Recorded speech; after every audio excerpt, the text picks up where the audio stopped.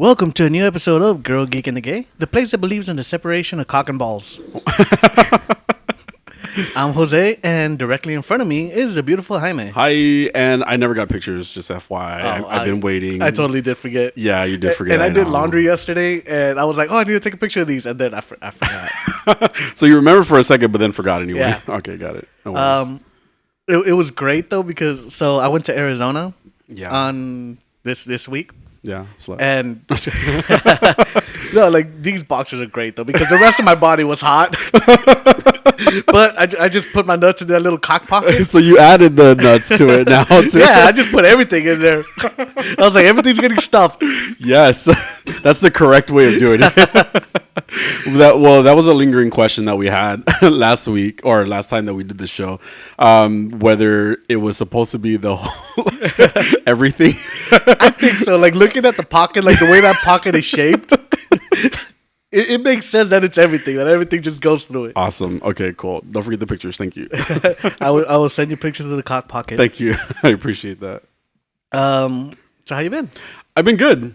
It's been a good week, I would say. It was okay. Sound like you believe yourself. Yeah, I think it's because there's like this like changes. Mercury retrograde, yes, number one, still going on until June 3rd. Thank you very much. Jesus and on top of that, I think it's like sometimes like new coworkers get involved and I feel like it complicates things more than it should have been type of thing, so because they don't know what they're doing, or you could say something like that, or yeah, we'll just leave it at that. I might have coworkers that would say. No, you don't. You never know. You never know who might be listening, but nobody. It's like, and it's funny because I just showed you that video, right, of that the ass versus guess type of personality that this person is implying, which I think the more I think of it, the more I think it's BS. Like I shouldn't have to guess what you want me to do for you. And you got to treat everybody like Lassie. What is it, boy? Like this is why we're human beings and we can communicate. It's because like we're able to communicate with each other, right? And so, like I said, I showed this video with Jose. I'm telling the audience just in case you didn't get that. He didn't finish. He got just as triggered as I did. It did really trigger me because I'm definitely in this discussion of what this lady was saying is I'm definitely the asker. I'm just straight to the point. Do you want to like explain? Yeah. So okay. So. Yeah. So there, according to this lady, there's two different types of personalities or cultural, for like regional, cultural, like different reasons that you end up being one of the two, right? You're either the asker, the person who's just straightforward and says, ask you to do something for them or ask you to, whatever. And then there's the guessers who say something and just generally expect you to like just understand. Figure it out. Right.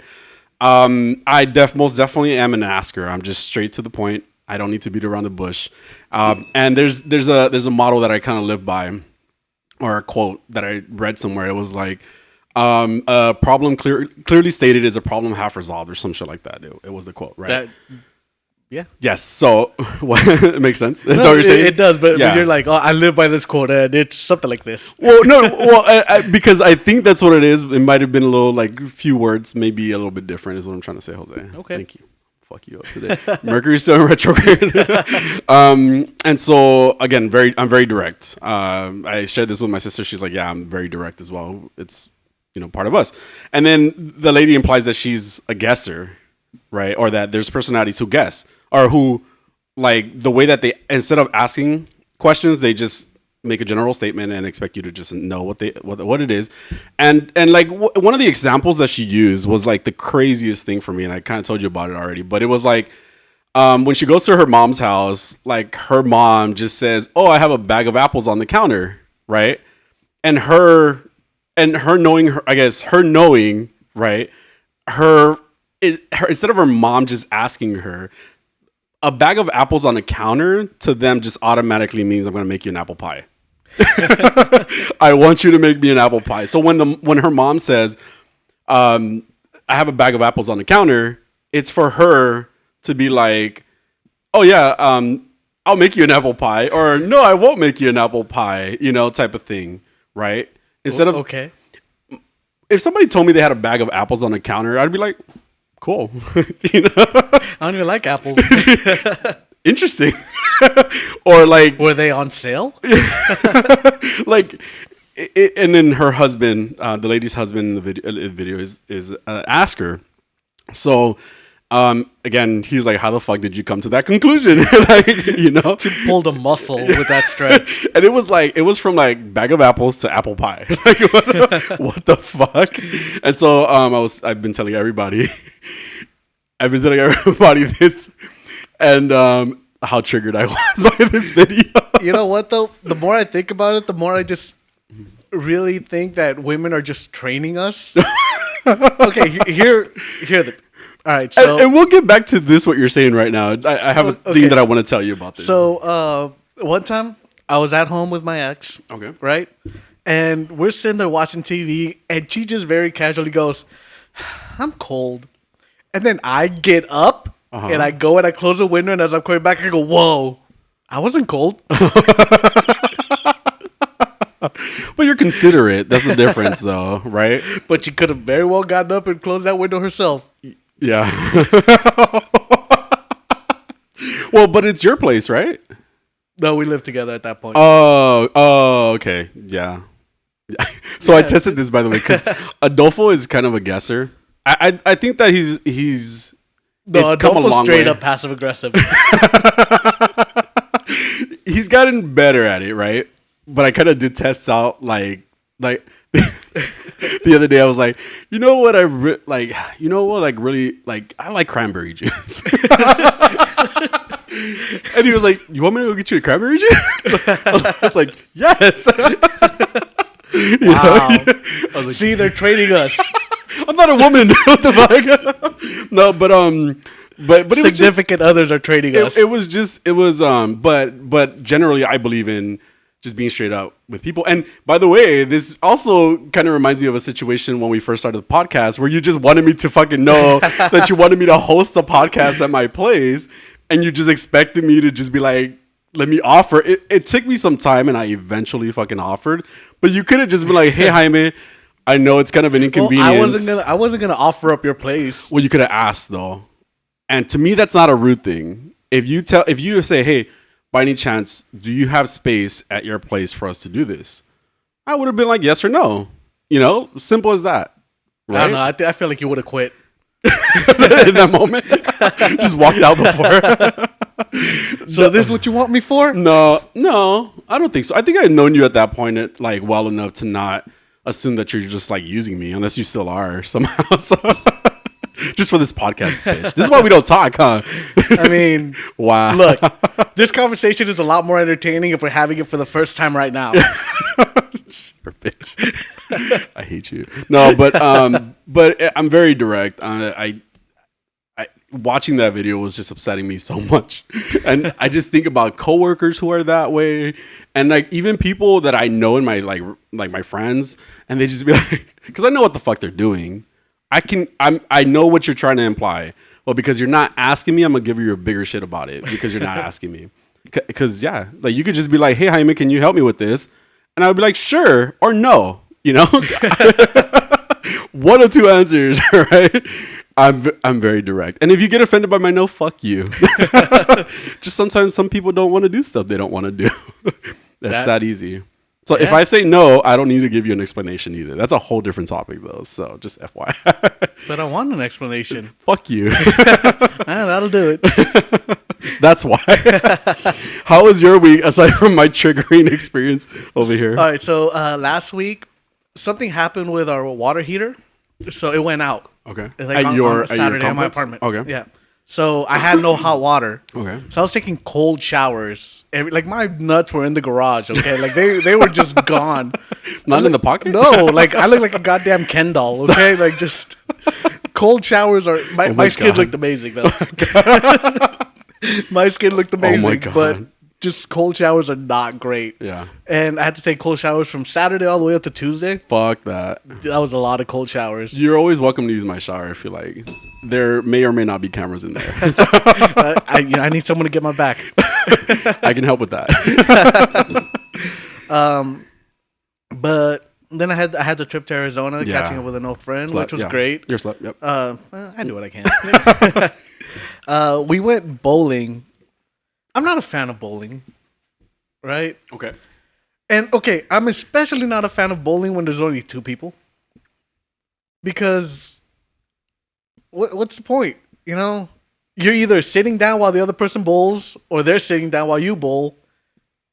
There's no conversation going on. Really. Why not? You can have a conversation. No, I'm just trying to get the hell out of bowling. So. I can see they're needing maybe a third person. Yeah. Like just you know, a group of people.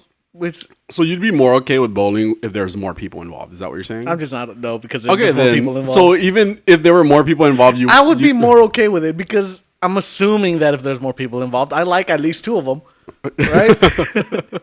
Okay. So I'm always having a conversation. Yeah. Or if I'm gonna be outside in a social setting, Yeah.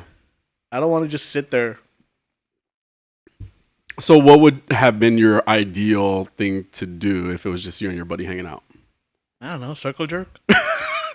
That's not a circle though. It's just you're jerking each other off. There's only two of you. There needs to be a third. Is what you're saying. Yes. Fourth, fifth. You know what? This show works better when we have a third. Wow, you're a bitch. We have a third. Right. He's right there. I mean, Wow. he needs to chime in a little more. What a bitch. Tell him he's a bitch. Like you're a bitch. He's a bitch. But yeah, so what would you want to do? I'm curious about that. I don't know. I don't know what people do when they're in social situations. So you don't have. So your buddy was like, "Let's go bowling." No, he just took me. Okay. There was no, hey, let's do this. Yeah. If we would have had that conversation, then we would have figured something out. I'm really curious about this now. He's like, is he just driving? He's like, Yeah. where are you taking me? No, we did have a kid with us, So but did the kid I can't bowl? have a conversation with the kid. Did the kid bowl? Yeah, she did. Oh, yeah. I like how you just excluded the third person. I forgot there was a child. Wow. She's 4. You could have talked to her. What the fuck? I tried. Selfish. It didn't work. We had nothing in common. We had nothing to talk about. Yeah. I personally think I enjoy bowling myself. I could go bowling by myself even if I wanted to. Or I've gone bowling with just me and Adolfo. We still have fun. I think it's fine. Yeah, no. I don't think it's but again, so what other thing would you have wanted to do? I'm really curious. I don't know. I don't know what people do, especially in Arizona. Everything's hot. What about a movie Holy shit, it's hot. where you can't talk at all? See, Or at least you shouldn't. I don't even like going to movies with people. I go to the movies by myself Yeah. because I'm just like, if I'm gonna sit in a place in the dark, Yeah. quietly, Yeah. I don't want to sit next to someone I know. I feel you. Like if you're hanging out with someone, the point is to have a conversation with them, to hang out with them, Yeah. not to watch them do something. So then it would be like lunch then, right? Like to Yeah. go eat something. Or a walk. Like a hike. Not in fucking Arizona. Yeah, no. that's true. You could have gone to the zoo. It was like 110 degrees. Hell no, You could have gone to the zoo. dude. I was sweating like I'm so glad I took all those cold showers on my way there. Like being in Arizona just slowly dropped my nuts. Yeah. Yeah. Poor Arizona. But not. Jesus Christ. Yeah. Every time we walked outside, and then he's like, "Oh, it's not that hot." I'm like, "Oh, it's a cool 97 degrees right now." Fuck that. I think once we get to like 79 here in California, that's too much for me. I agree. No, that's too hot. Let's go back to like 72. Wow. Let's talk about today's show, shall we? Let's do it. So we got news. For some reason, this week, like it just took me so much longer to prepare the show yesterday than I expected. Wow. I don't know why. Like I basically spent all day doing it. Yeah. Yeah. No clue why. I at some point had to stop and take a nap. Yeah. Yeah, you start replying. Yeah. We have the Thor trailer. Yes. The She-Hulk trailer. Yes. Love, Death, Robots. Yep. We're also finally back to Doom Patrol Yep. and Sonic 2. It's a pretty loaded show. Wow. doesn't have to be that gross. Like you just made it. Yeah, especially when we add in Pokemon. There's no Pokemon. Shut up. What?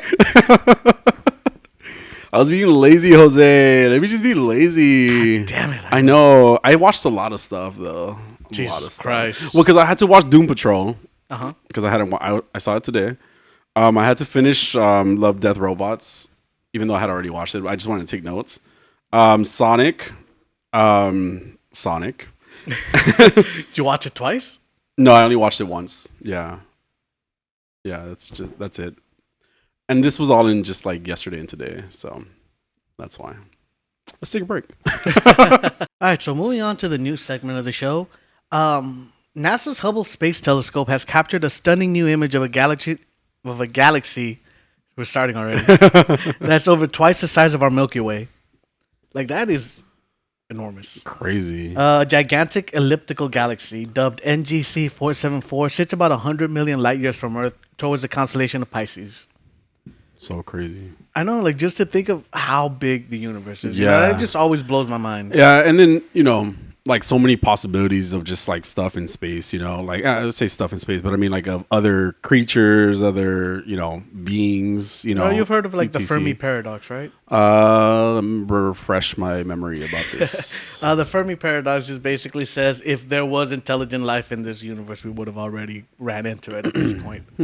Mostly because they would be a more advanced civilization. Yeah. At least that's what's assumed. Yeah. Because what if they're just as quote unquote advanced as we are and they're stuck in their little rock? Yeah. And then the distances that you have to travel to be able to reach, like, let's say for like you're talking about this galaxy, 100 million light years. Yeah, like that's like Far. It's far, right? I'm saying, and then a society evolving, changing, or I guess those type of societies changing, evolving as they try to get closer. Even where we're at now, we're barely, we're still barely touching the surface of our universe, if anything, So Yeah, but what's to say that other societies just haven't mastered that? Yeah, it's a good point. Or even the use of things like black holes, for instance, for travels. Yeah.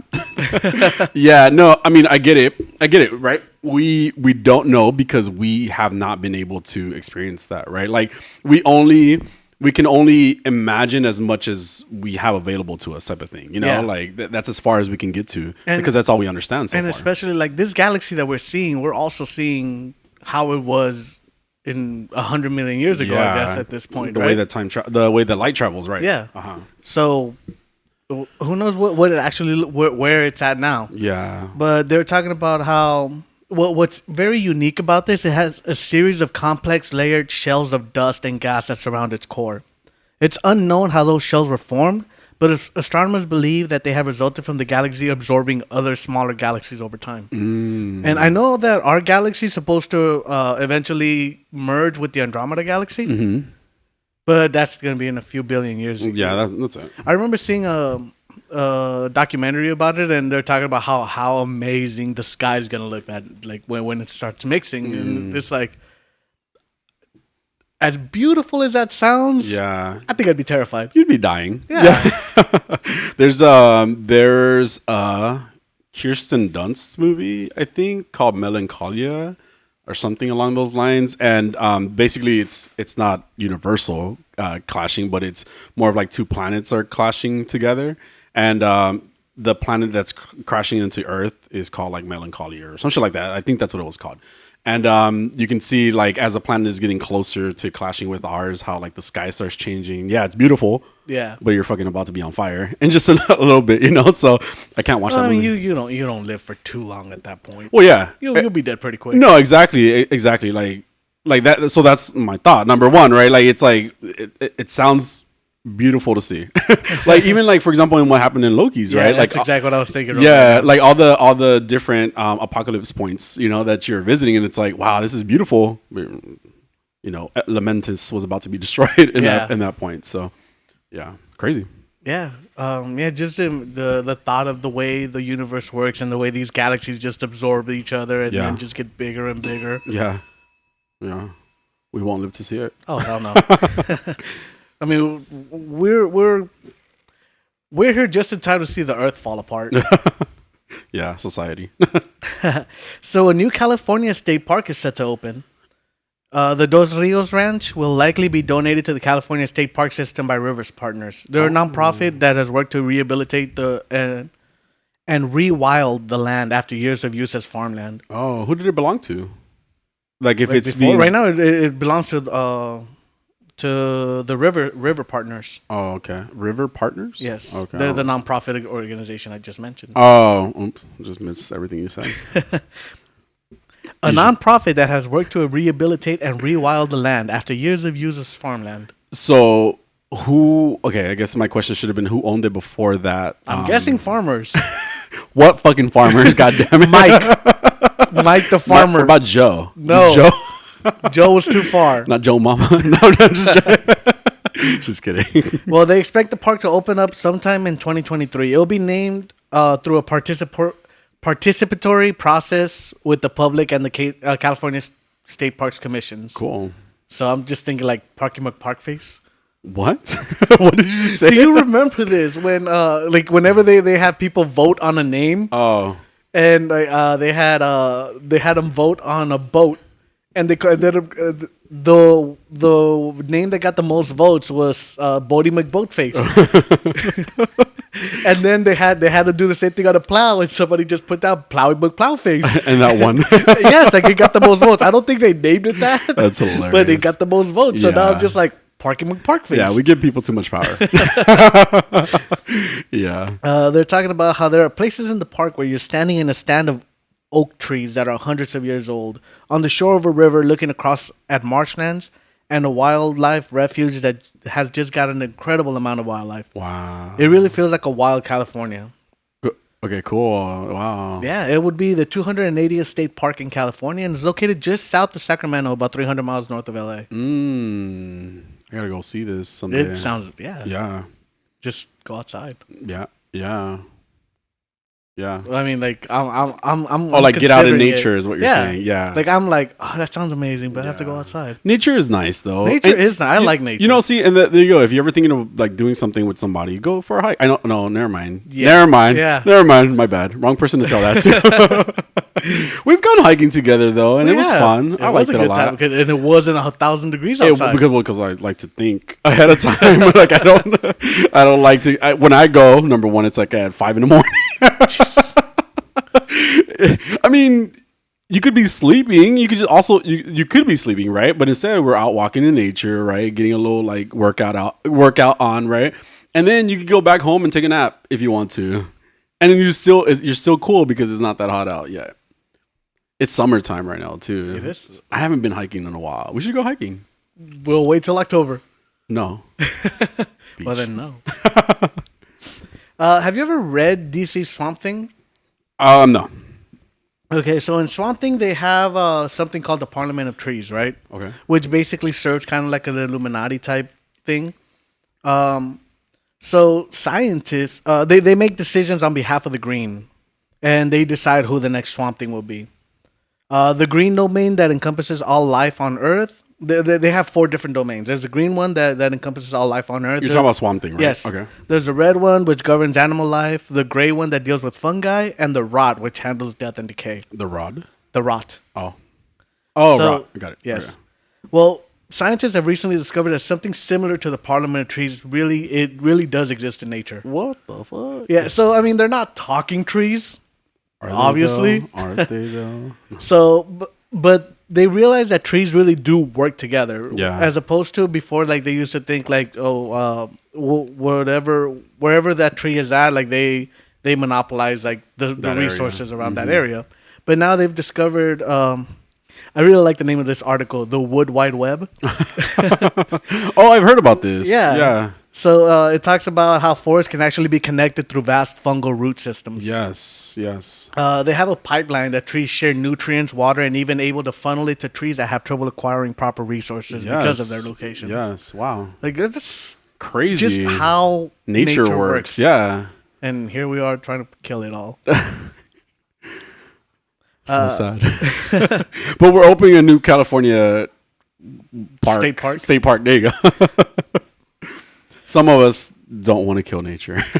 Yeah, forests are now even thought to have something they refer to as mother trees that protect the offspring, going as far as to send out warning signals for distresses like drought and disease. Wow. I don't see what knowing it's coming will do, but it's not like they could get up and run away. Maybe they pull resources from that. That like makes they'll sense. stop, providing the resources to that to like provide them somewhere else.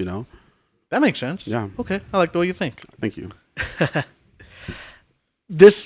I might have heard that in this article somewhere, or like in a video that I saw about something similar to this. Maybe. Yeah. I was doing a lot of I reading. didn't just make that up.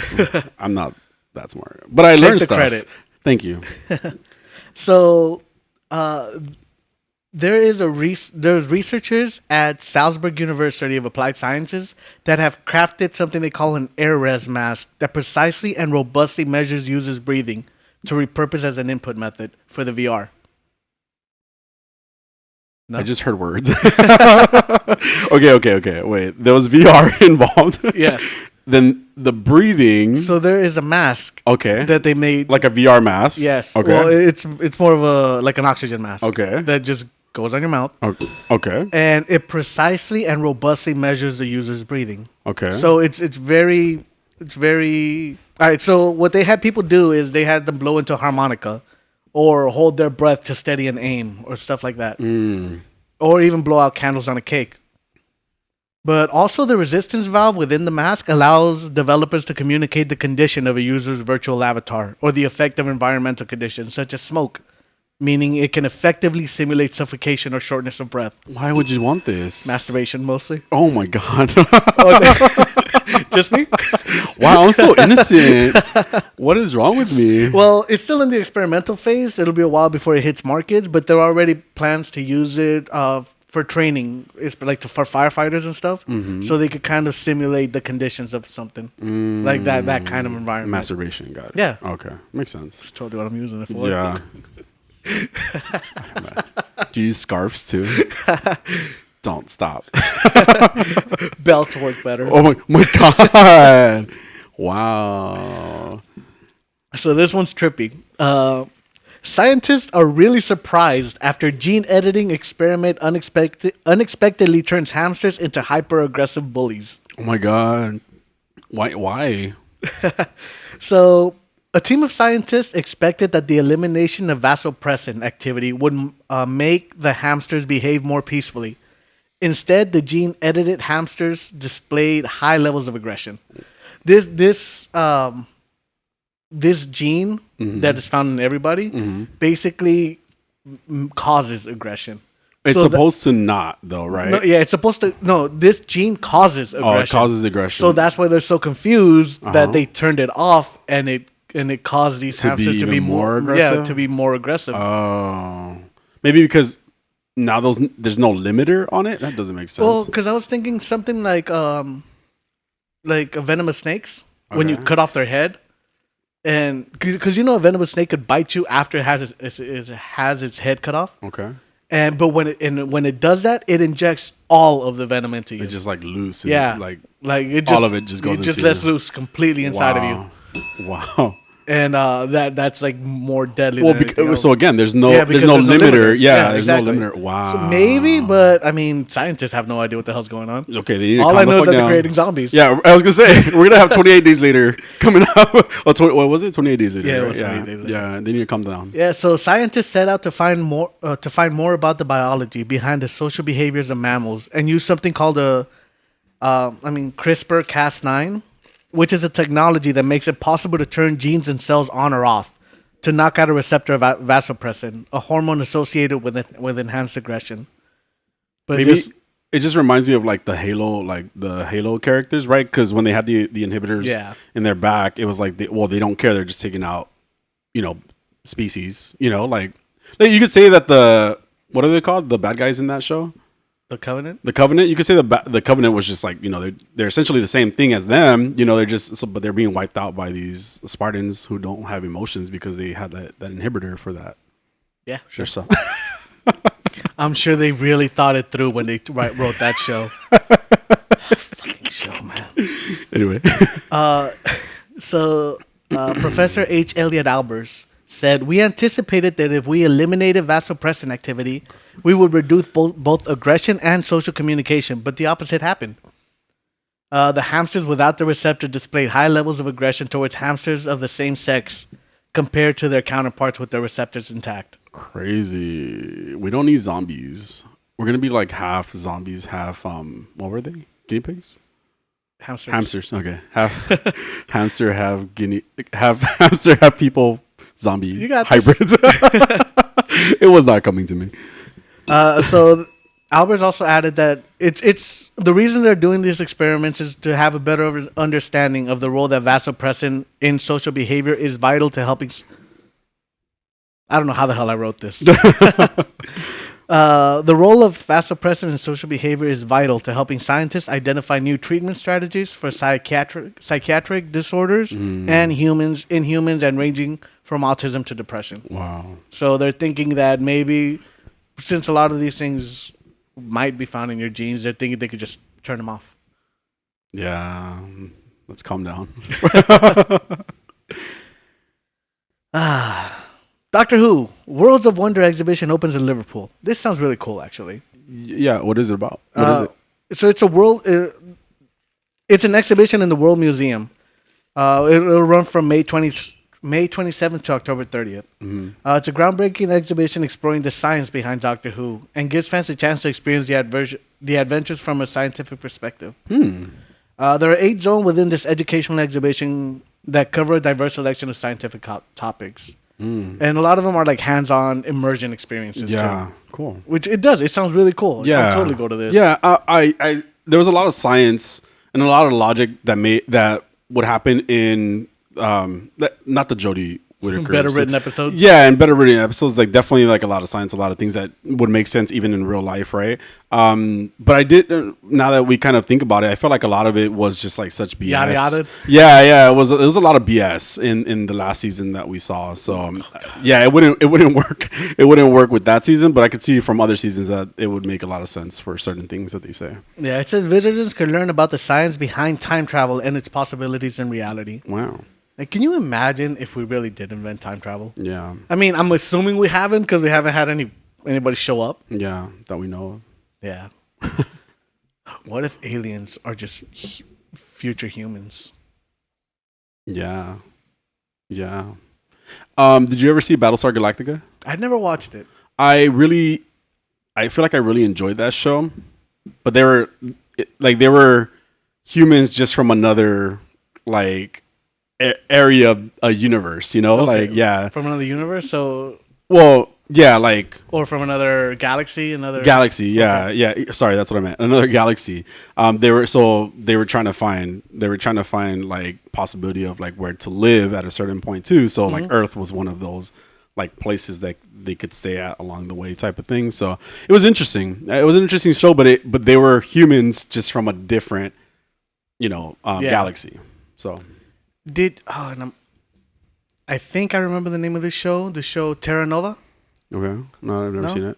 So I think it only ran for one season, but it was a very interesting premise. So basically, humans are they're at the end where the Earth is really just falling apart and no more resources. We've bled that thing dry. So they create this time machine that sends humans back into the prehistoric era. So dinosaurs and all that stuff. And they mentioned how it's not changing the future. All it's doing is creating a different timeline, which is, it's how you fix it. Yeah. Yeah. So they're like, well, we can't change our past, but this is now the new future. Like they just get all these humans that migrate back in time to try to settle in prehistoric times. It's a very interesting show, but yeah, again, only ran one season. Yeah, sounds interesting. Have you heard about that that religion that believes that we coexisted with dinosaurs? Yes. Yeah. It got me thinking about that. Well, I mean, even some Christians believe that. So I think I think it's a sect of Christianity. Yeah, like it's like, and they show us like writing creationism. So they're the young Earth people, right? The what? The young Earth people. Oh, that think that the Earth is only 6,000 years old. I don't know. I'm not sure about that. Yeah, I'm pretty sure that's like Ken Ham. Wasn't that guy on Religionist too? Who's that guy that they were interviewing at that church?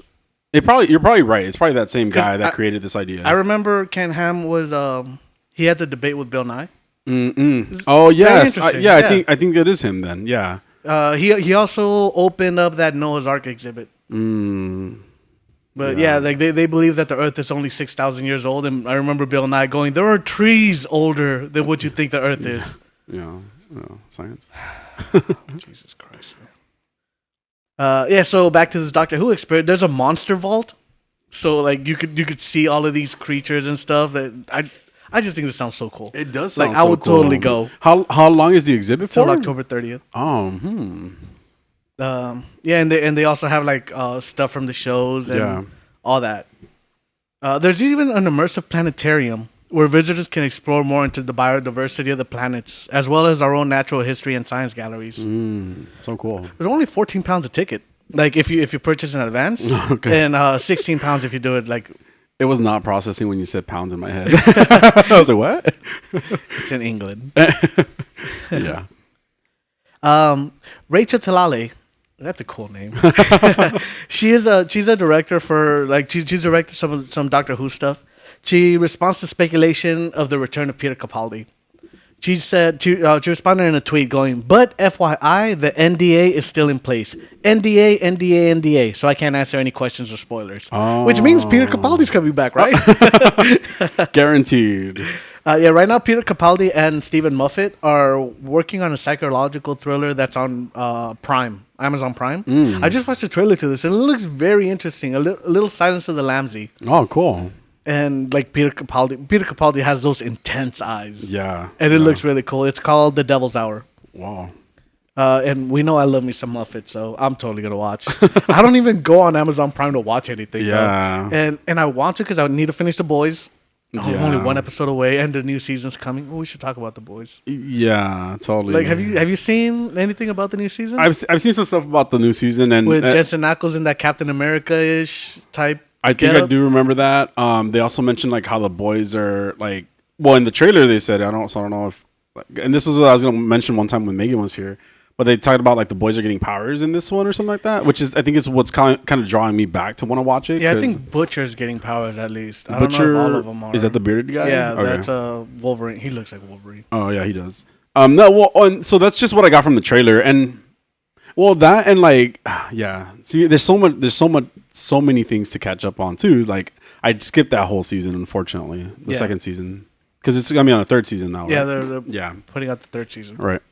It's really good. Yeah, it really is. Every time I watch it, like I enjoy it. It's just I don't know why I have such a hard time with just logging on to Amazon Prime. Yeah, and it's not even that big a deal. Like it's already logged in. All I have to do is click on it. Yeah, I don't like the interface.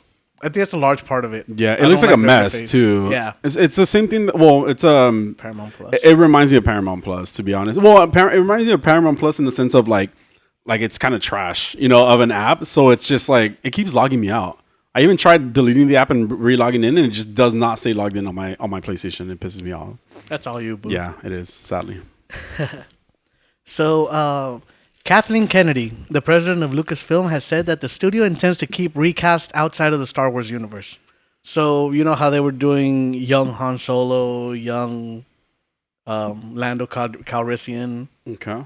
So they're not going to do that anymore, basically. Oh. She's basically saying that the reception of Solo was so bad, in contrast to that of The Mandalorian, that they're realizing that the future of Star Wars is in new characters rather than just going back and mining on the last ones. Great. Fantastic. I totally agree. Yeah. I hear good things about Obi-Wan. I have not watched it. I know. So have I. Okay, I hate desert planets. I really, oh my god, I look at those trailers and I feel like a lot of Star Wars is just the same fucking thing, like desert planets. Like, I don't want to, like, it's like space, I totally get it. It's Star Wars. It's Star Wars, right? And you could go so many fucking planets. You can create a whole different ecosystem, like.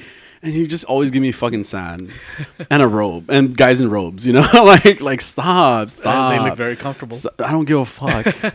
I don't want to be on a desert planet. I don't want to go to Arizona. Plus, they probably don't have the holes in their underwear, so those robes really help air things out.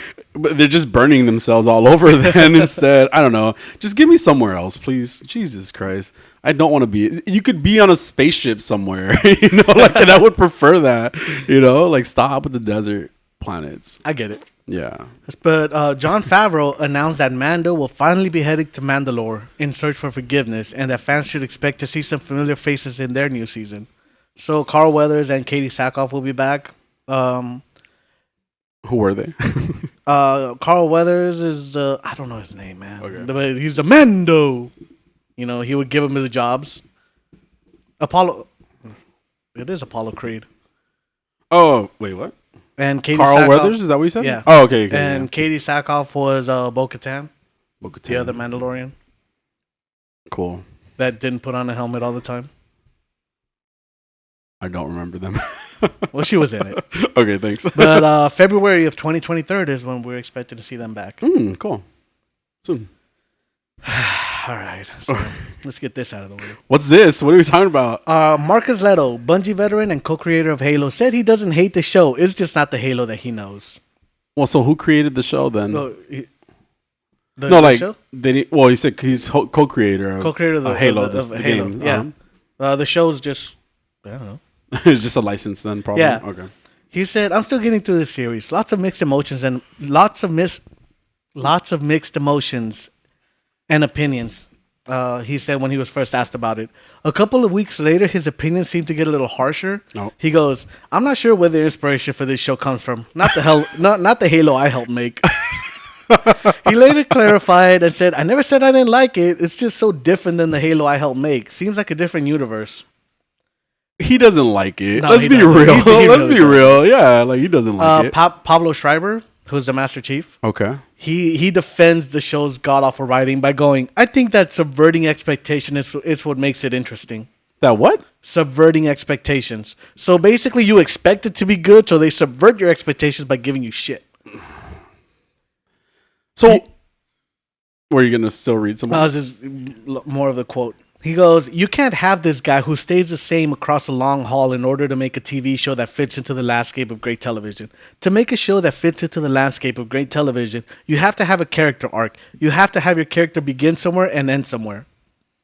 But they didn't even start at the beginning, right? Well, I guess they kind of talked about the kids. Now, we dropped off the show altogether, right? I stopped. Yeah. Mid-episode. What episode did you mid-watch? The penultimate one.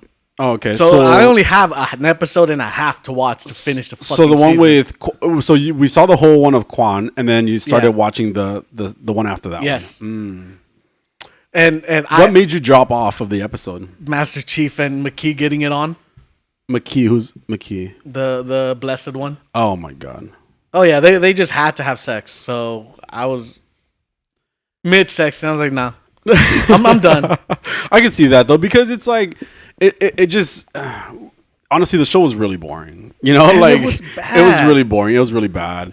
Just a lot of it wasn't interesting. It really wasn't interesting.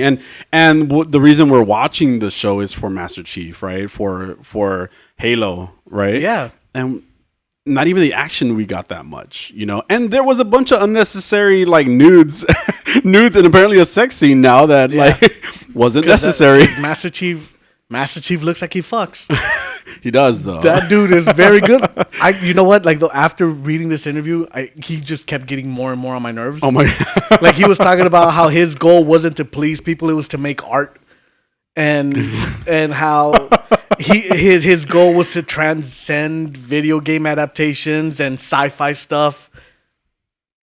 Like the more he talked, the less I liked him. And by the way, he's not the problem with the show, Like he could have been Master Chief. That's not an issue. And keep the fucking helmet on. He could have been John and Master Chief, right? Like had a little more helmet, right? The issue is not him; it's the writing, right, and the stories, right? He still comes off. But now he's coming off as a douchebag, so now he's the problem. Now he's the problem of the show. it honestly just felt like a waste of time trying to get back into the last 2 episodes, and I almost just did it just because I was like, oh my god, I invested 6 episodes or 7 episodes, whatever it was, into watching it. I might as well just try to finish it off, But I've heard mixed reviews of the last episode. Yeah, and I'm just like, do I? No, yeah. I don't want to do this. Somebody kind of spoiled it for me too, but I don't know how it got to that point. So yeah, somebody dies. It's John. I hope so. Jesus fucking Christ. Just kidding. You know what? They could have just made this show based off of Kai's character. Like Kai would have been the main one, and you eliminate the Master Chief altogether. Yeah, you didn't need the Master Chief in the show, and that's a really good point because you're not giving me a Master Chief story. You're just basically saying, "Oh, let's put him in there because people know who he is." Yeah, we did not need to be in there. That's true. That's true. And he is the only fucking Spartan that doesn't take his helmet off in the video games. It could have been another Spartan altogether. You're right. It could have. You could have given me Kai's story. Yeah. And I would have been happy with that. It was interesting. It was getting she was actually going through emotions, so I still didn't need Maki at all. Yeah, at all. Like she didn't make sense. Though. Well, even Quan, I mean, that's a matter of opinion. In Quan, again, fucking hate Quan. I go back to Quan because again, there was at least a story, but it wasn't even relating to me. It wasn't in relation to Halo at all. Like it was just a story that should have just been like a mini series for some random TV show that they wanted to make. It's almost like they just wanted to add a character, for no reason, and they could have just done a whole different story about a Spartan. Quan could have been a Spartan. Fucking Quan. But okay. Yeah. It's not a good show, and we didn't even finish it. So I'm done. Yeah, I understand. If I watch it, I'm not gonna watch it to review it anymore because I'm just gonna get mad. Yeah. I have enough things pissing me off. I feel you. So, Sony had previously announced the God of War series for Amazon. No. We talked about it for a little bit. Yeah. Now they've added Gran Turismo show on an unannounced platform because that. I'm not a fan of racing games at all. I kind of like racing games. I get bored after, but I have the same issue with fighting games. Wasn't there going to be like a Twisted Metal game? There is going to be a Twisted Metal TV show on Peacock. Okay. They are spreading everything out. So they have so far Gran Turismo is an unannounced platform. Yeah. We have God of War on Amazon. Yeah. We have Twisted Metal on Peacock, and they are in development of a Horizon series for Netflix. Which I would really like to see, though. I mean, yeah, but then they couldn't do a Halo thing with it, too, So, look, this is the thing. And the HBO has Last of Us. Okay. Oh, yeah. This is the thing about the way there's, like, I guess it's Sony that's spreading out all these shows like that? Because they don't have a streaming platform. Yeah, I understand that. Then get... don't have them make one. Well, no. I'm not saying that. What I was gonna say is create the content first, and then try to negotiate like a deal with like Netflix, who needs IPs anyway, right? Like they need something sturdy to be able to draw somebody into them because they're not like Netflix is not doing well, right? But it's just I'm not gonna go watch Gran Turismo on Peacock, right? The Gran Turismo is unannounced platform. Oh, okay. Which one was on Peacock? Twisted Metal. I mean, it was a cool game. I played it probably a few times. Am I a fan, or who's even like really that hardcore of a fan of Twisted Metal at this point? I remember the clown. Yeah, like that's what I remember too, right? And again, it's not like they've continued making games for it, have they?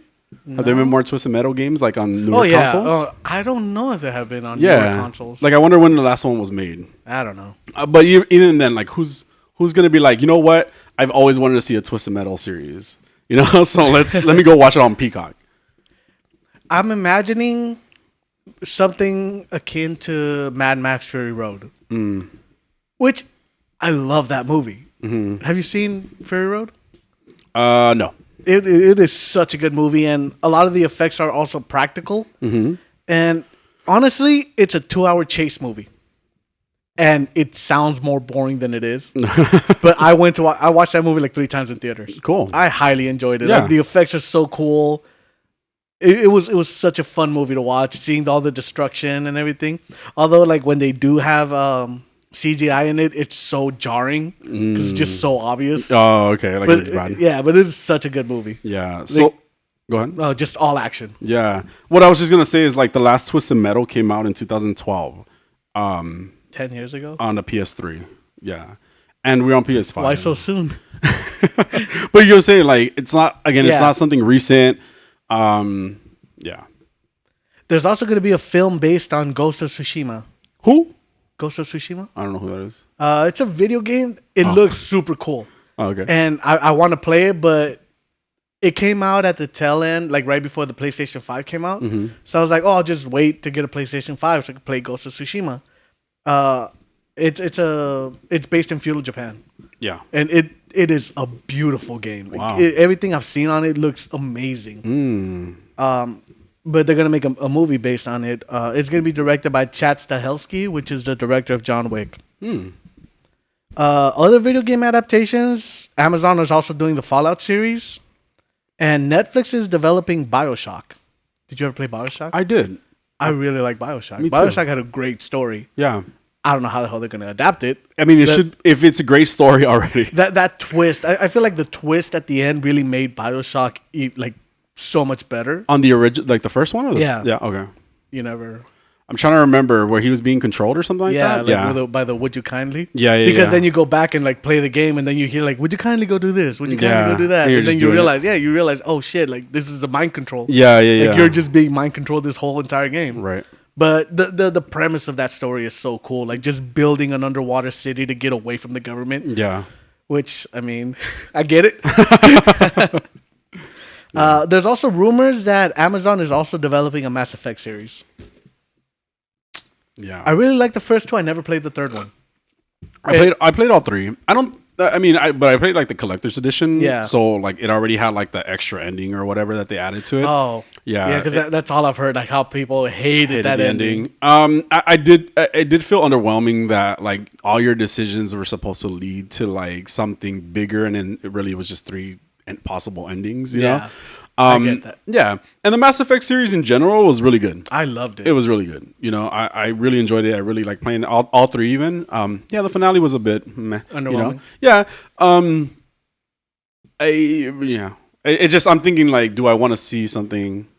Maybe something that I would like to. I think they could build on it. Yeah, like, they don't have to give us Shepard's story. Yeah. That universe is huge. Yeah. The genophage of the Krogans. There's so much to tell. There was a lot. The Quarians, those Aquaman people. Yeah. I don't remember any of their names. No. Well, the Quarians are like the underwater people, and they go on pilgrimages, kind of like the Amish. Okay. Like they go on pilgrimages to see if they like what's out in the world. What did before they look coming like? back. They look like they're always wearing like a helmet. Oh yeah. And one of them was a girl, no? Yeah. Like one of the ones that you could have on your team. On your team is a girl. She was like purple. Yeah. Okay, yeah, I remember. And they have the I don't remember. There's a lot of really cool designs. Yeah, they're so cool. The blue people, like if you have sex with them, they kill you. Yeah. Or something like that, like praying mantises. Okay. You know, so I heard. I didn't really. I'm like, wow, that was a whole other cutscene. I don't remember. They actually. I didn't try to fuck the blue people. Oh, you die afterwards. Like you immediately die. Really? Yeah. Then you have to like restart like the last checkpoint. Like they give you that option. They're like, have sex with her, yeah, die. And I'm like, I'm doing it. It'd be an awesome death. I will die well. That's funny. Apple TV, meanwhile, is developing another live-action Speed Racer with J.J. Abrams.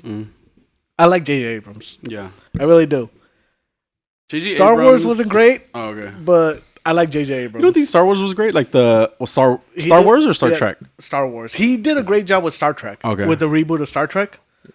What Star Wars did he make? He made the Rey one, like the Force Awakens, and not the Last Jedi, but the one after that, Rise of Skywalker.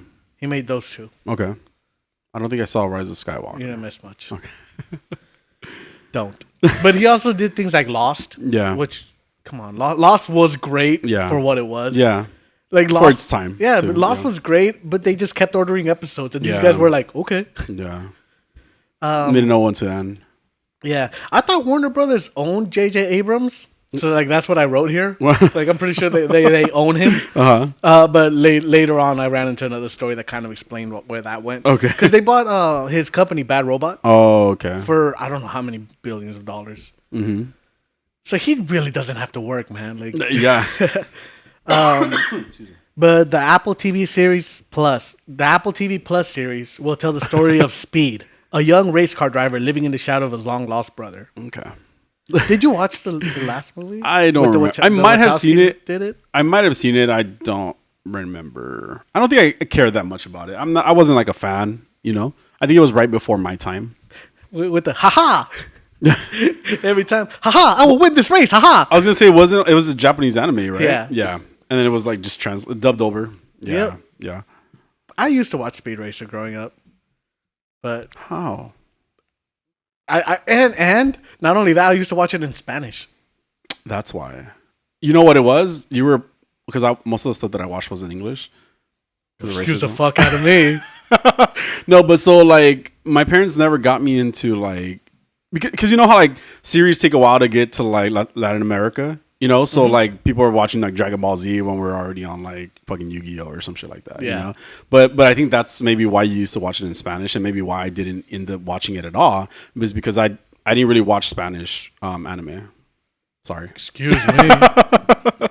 You didn't miss much. I don't doubt it. But I'm sure people loved it. I mean, first time. Yeah. The movie I've heard mixed reviews on, like largely negative. Yeah. But some people were like, it's fun for what it is. Yeah. Which I get. Yeah. You know? It was like a very 3D movie, wasn't it? Yeah, like, a lot of green screen. It was during that era too, like where they were trying to make 3D a bigger deal than it was. So that's I feel like that was the draw a lot to it too. Like the animation, the 3D, you know, the CG, you know, it was what was drawing people into it probably. On Apple TV, I started watching this show called C that somebody recommended. C? Yeah. Okay. So it stars Aquaman, and it stars Aquaman. Yeah. Okay. Jason Momoa. Oh, okay. Sorry. Okay, but not actual. No, like, not Aquaman. Aquaman. Oh, I said like, C.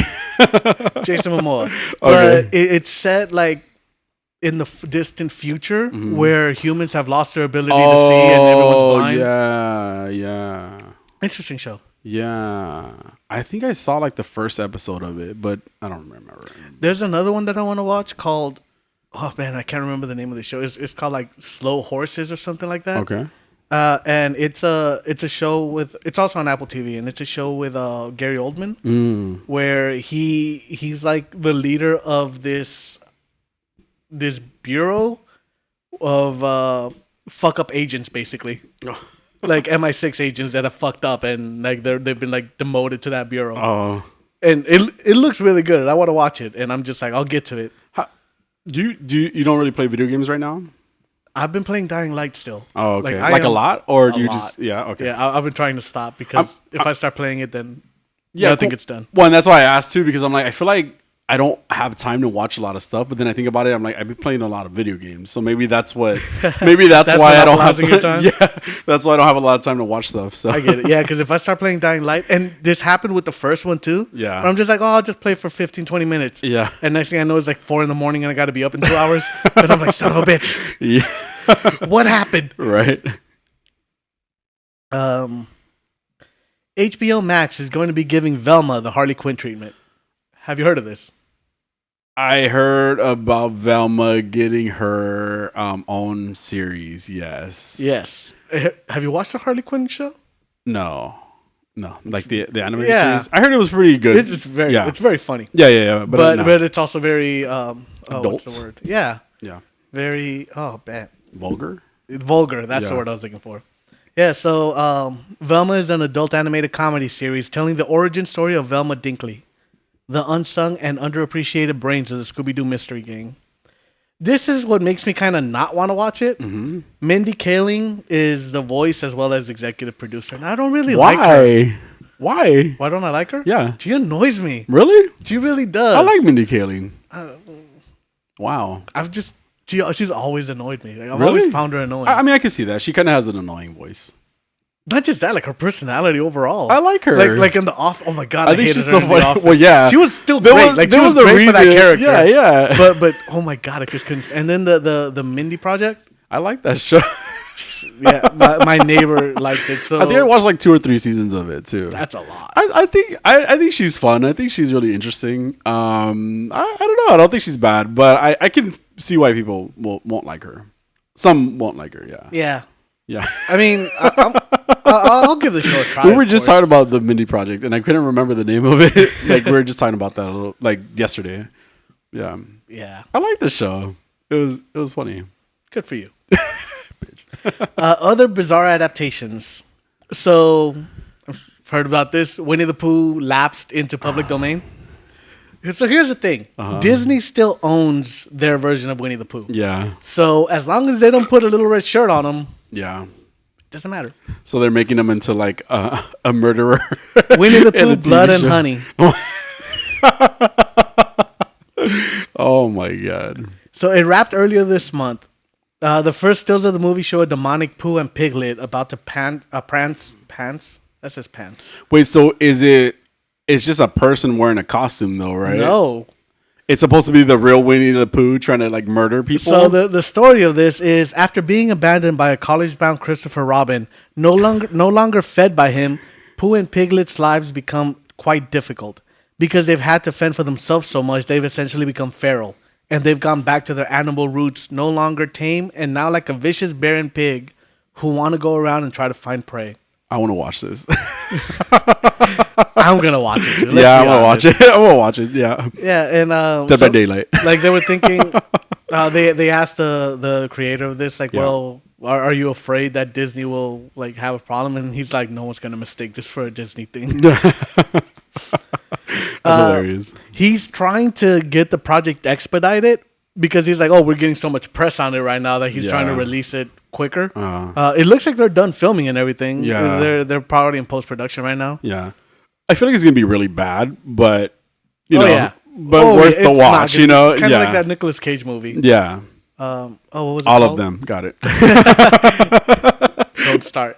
I hear really good things about the new one, and I'm I want to sure you watch do. it. And you haven't watched it for a reason. I haven't. Got it. Because I don't want to go to a movie theater again. You don't want to go to a movie theater again? No, Why? but I want to go watch it. Why don't you want to go to a movie theater There's again? people.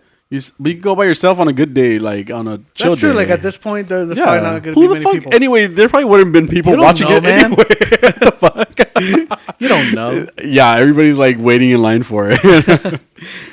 Tickets are sold out. So wait, aren't you able to choose your seat and Yeah. be able to see how many people are like already have What's your point? seats? That you're being lazy, you just don't want to go. Anyway, I'll make time for it. yeah, excuses. Because I've also been wanting to go see that Everything Everywhere. All at once. Yep. Yeah, that one. It's great. And I'm still haven't. Yeah, I'll get to it. sure. So there's now Jensen Ackles, who was Dean in Supernatural. Oh yeah, Yeah, of totally. course. Soldier Boy and the Boys. Yeah, The new trailers. no, I haven't seen them either. Oh, Jesus Christ. He has a hard time letting go of Supernatural. Like that show ran for fucking 15 years. Bro. Yeah. Like, and it stopped being good a lot longer than that. But he pitched a short 10-episode series to HBO Max.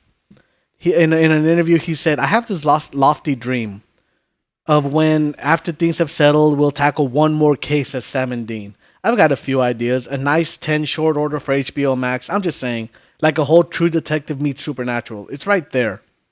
I don't need it, bro. Like I enjoyed the show for what it Yeah. was. I stopped liking it, and then Yeah. I found it entertaining again. And then it was, You know, can stop. You know what I realized about myself? Nostalgia doesn't pull me into movies or TV shows, and I think that's why, for example, you guys were like really fans of Multiverse of Madness, is because of all the Sam Raimi references. Where to me that was just like, oh, you know, and so it even gets me thinking about Obi-Wan, Obi-Wan as well. Like it doesn't, like, to me, I'm not excited by like things that have existed, you know. It's more of like what's new, you know, like what's coming next type of thing, you know. And so I think that's why, like, things like this, it's just kind of like, oh, okay, you know, like, dude, like, let it go, you know, do something new, you know, new characters, new stories. Yeah, and it just happened so long ago at this point. Yeah. Yeah, I mean, 15 years doing Yeah. the same character. I guess he's just having a hard time, like, just Letting go. Yeah. Yeah. but it's time. Yeah. It was time a long time ago. Yeah. Like the time came and you did it for 10 more years, man. The trailer to the new series, The Winchesters, which also he's like showrunner, co-producer, and all that stuff. Mm-hmm. It looks entertaining, but I don't feel like I need it. You know? Yeah. Yeah. So I don't know if I'll watch it. I mean, it's cool, you know, hunting vampires, and the thing I don't like though is that they're also bringing demons straight into this, and I think that's kind of when the show started losing its appeal for me, because the stories of them hunting vampires, hunting shapeshifters and wendigos, like that was a lot more fun to me. Yeah. Then all of a sudden, all they're dealing with is vampires, demons. Okay. And then why? Because because the other ones were like more real-ish than, or what was the difference for you? I just found demons were cool for an episode or two, and then it's just that's it's all they were dealing with. Oh, okay. Like and also the fact that they just kill everybody. So the demons will possess somebody, and then they had like this special blade that if they stab them, like they kill the demon within. But it also killed the person. Wow. And like there was at some point like the demons were like, "You realize you're gonna kill the person if you kill me, right?" and it's like they don't care, bro. They've killed so many people at this point. At this point, yeah. Yeah. Right. Crazy. But it does look entertaining. Yeah.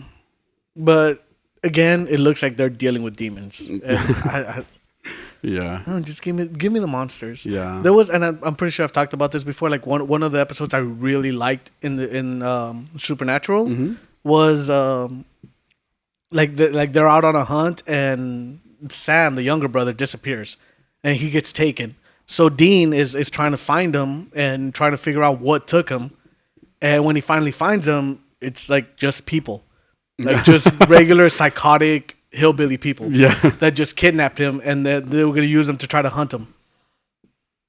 That was it. It was so, and it was just so much scarier. Yeah. Because it's like that exists. Yeah. It's more real. Yeah. Yeah. Crazy. You're reminding me of the Evil Dead game, by the way. Oh, yes. I want to hear about that. Yeah, you want me to tell you right now? Yeah, sure. Okay. Because you were talking about like how people get possessed by demons in the game, and so that's what kind of got my memory going about this game. But I really like the game. So I ended up buying it and like trying it out because I was watching a lot of videos about it, and it was really interesting. It's a cool game. It's like the survivors are a lot more.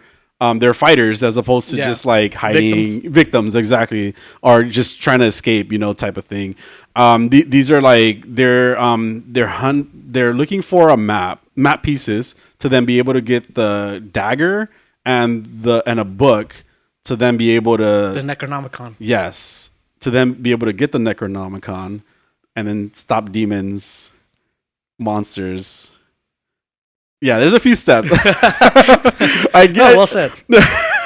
I'm trying to get because I don't know the universe as well as you do, but it's really cool. There's like different different types of characters that you can be. You could be a leader, but there's only one like leader right now.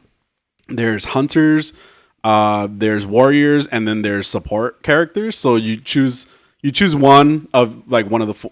There's like you get automatically at these 3, 6, 7, 8, 9. You get 9 characters to start with, and I've been the hard thing for me is finding what I fit into the best. Right, I'm totally a melee guy. Like I don't like using guns, so I like running up to characters and just like beating them with bats or something, And the thing That's not a bat. Wow. The thing with the I guess those are the warrior characters is that they also die really fast though. Well. They're not good with ranged weapons, and ranged weapons are really powerful, So I tried the leader. I don't know their names yet. I'll get you the names one day.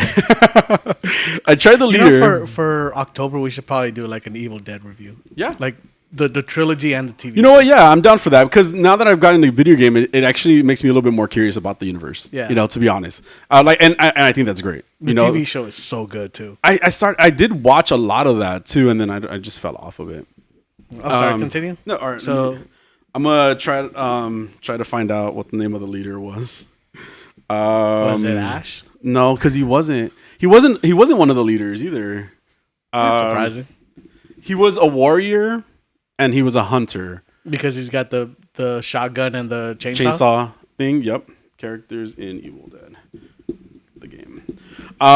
So like I said, being the survivors are really cool. It's like a lot of fun. The reason I'm trying to get really good at Survivor first, because then when you do the demon, or you do like whatever the evil ones are, then you can possess people, and you can use those people to like take out their own team. You know, the only thing is that because it's mostly online and it's mostly random people you play, like there's clearly like.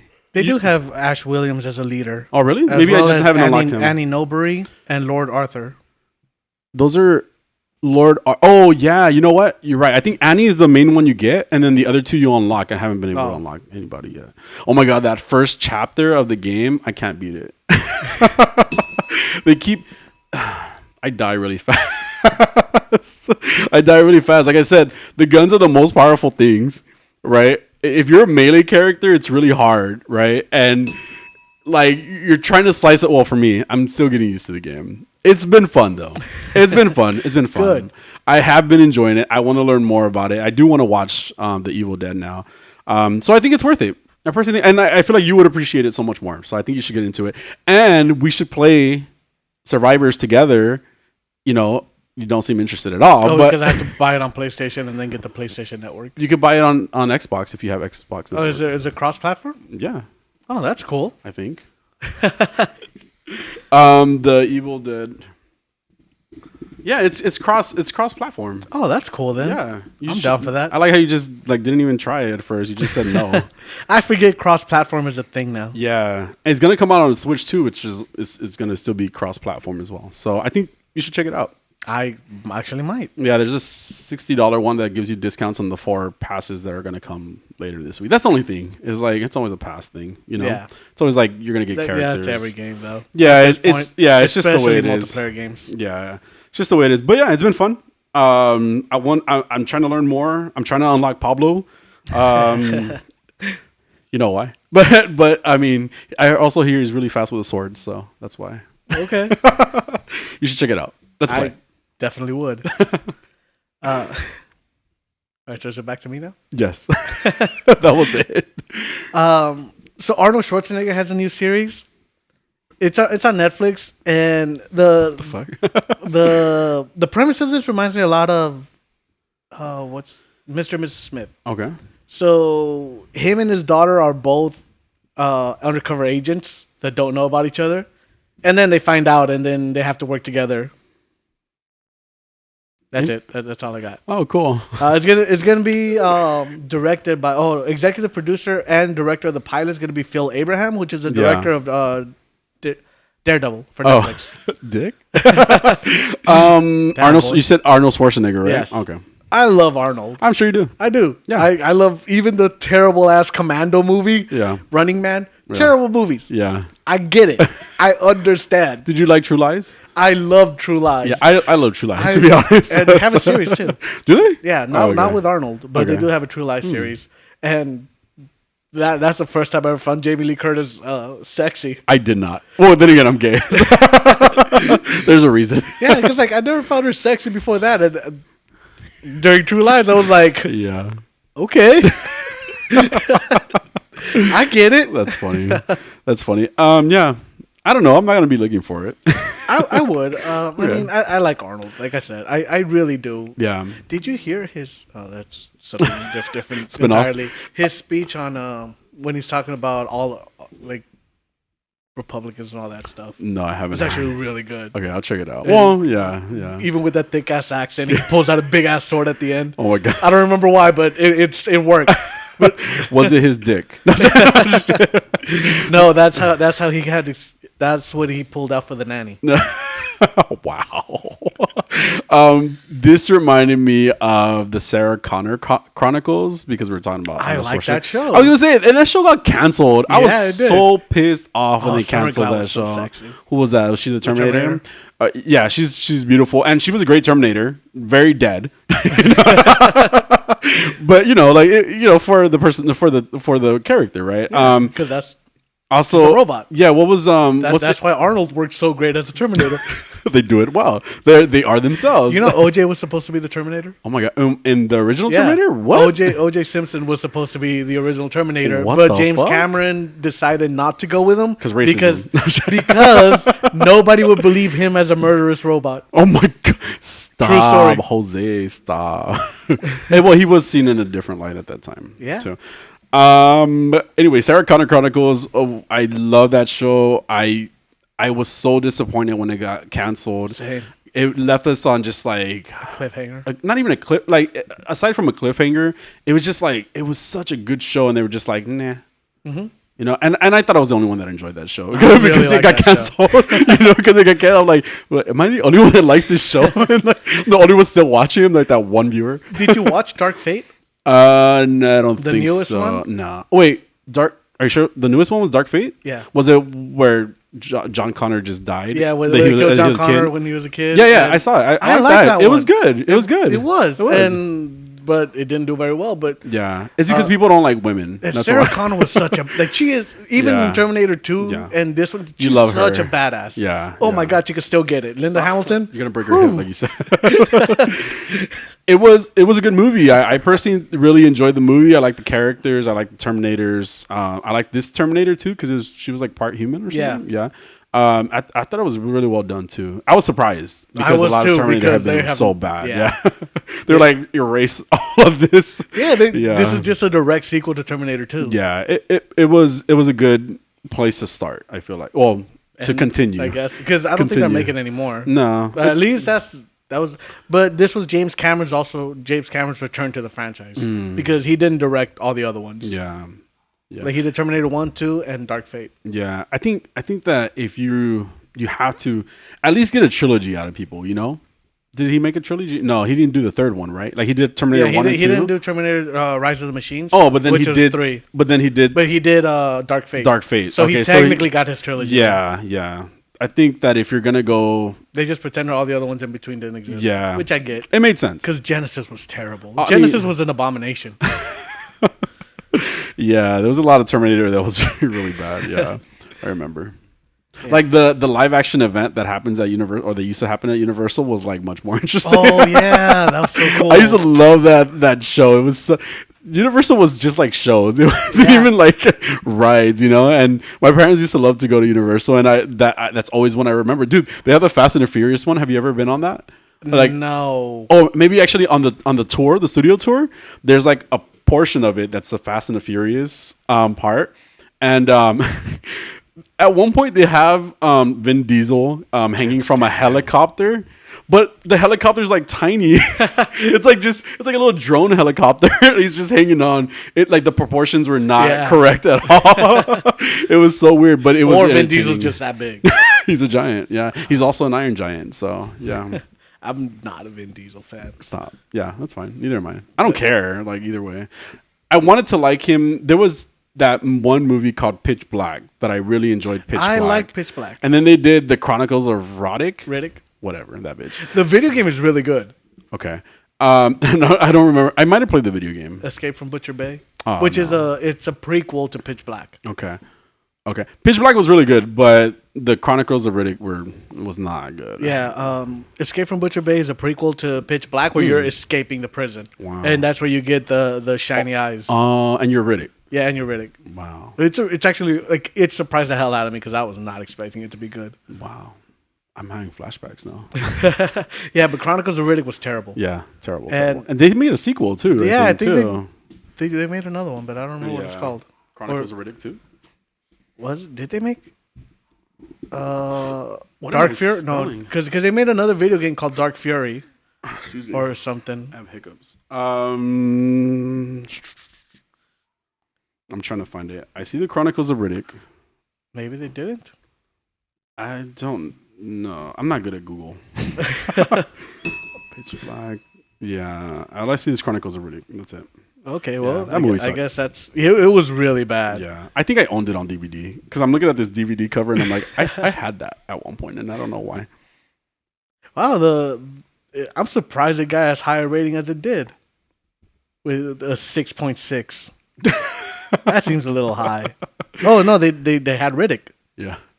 That's That one came out in 2013, and that's the newest one. Oh, so it was Riddick and it was Pitch Black, The Chronicles of Riddick. Oh, okay. That's how you Google. Good job.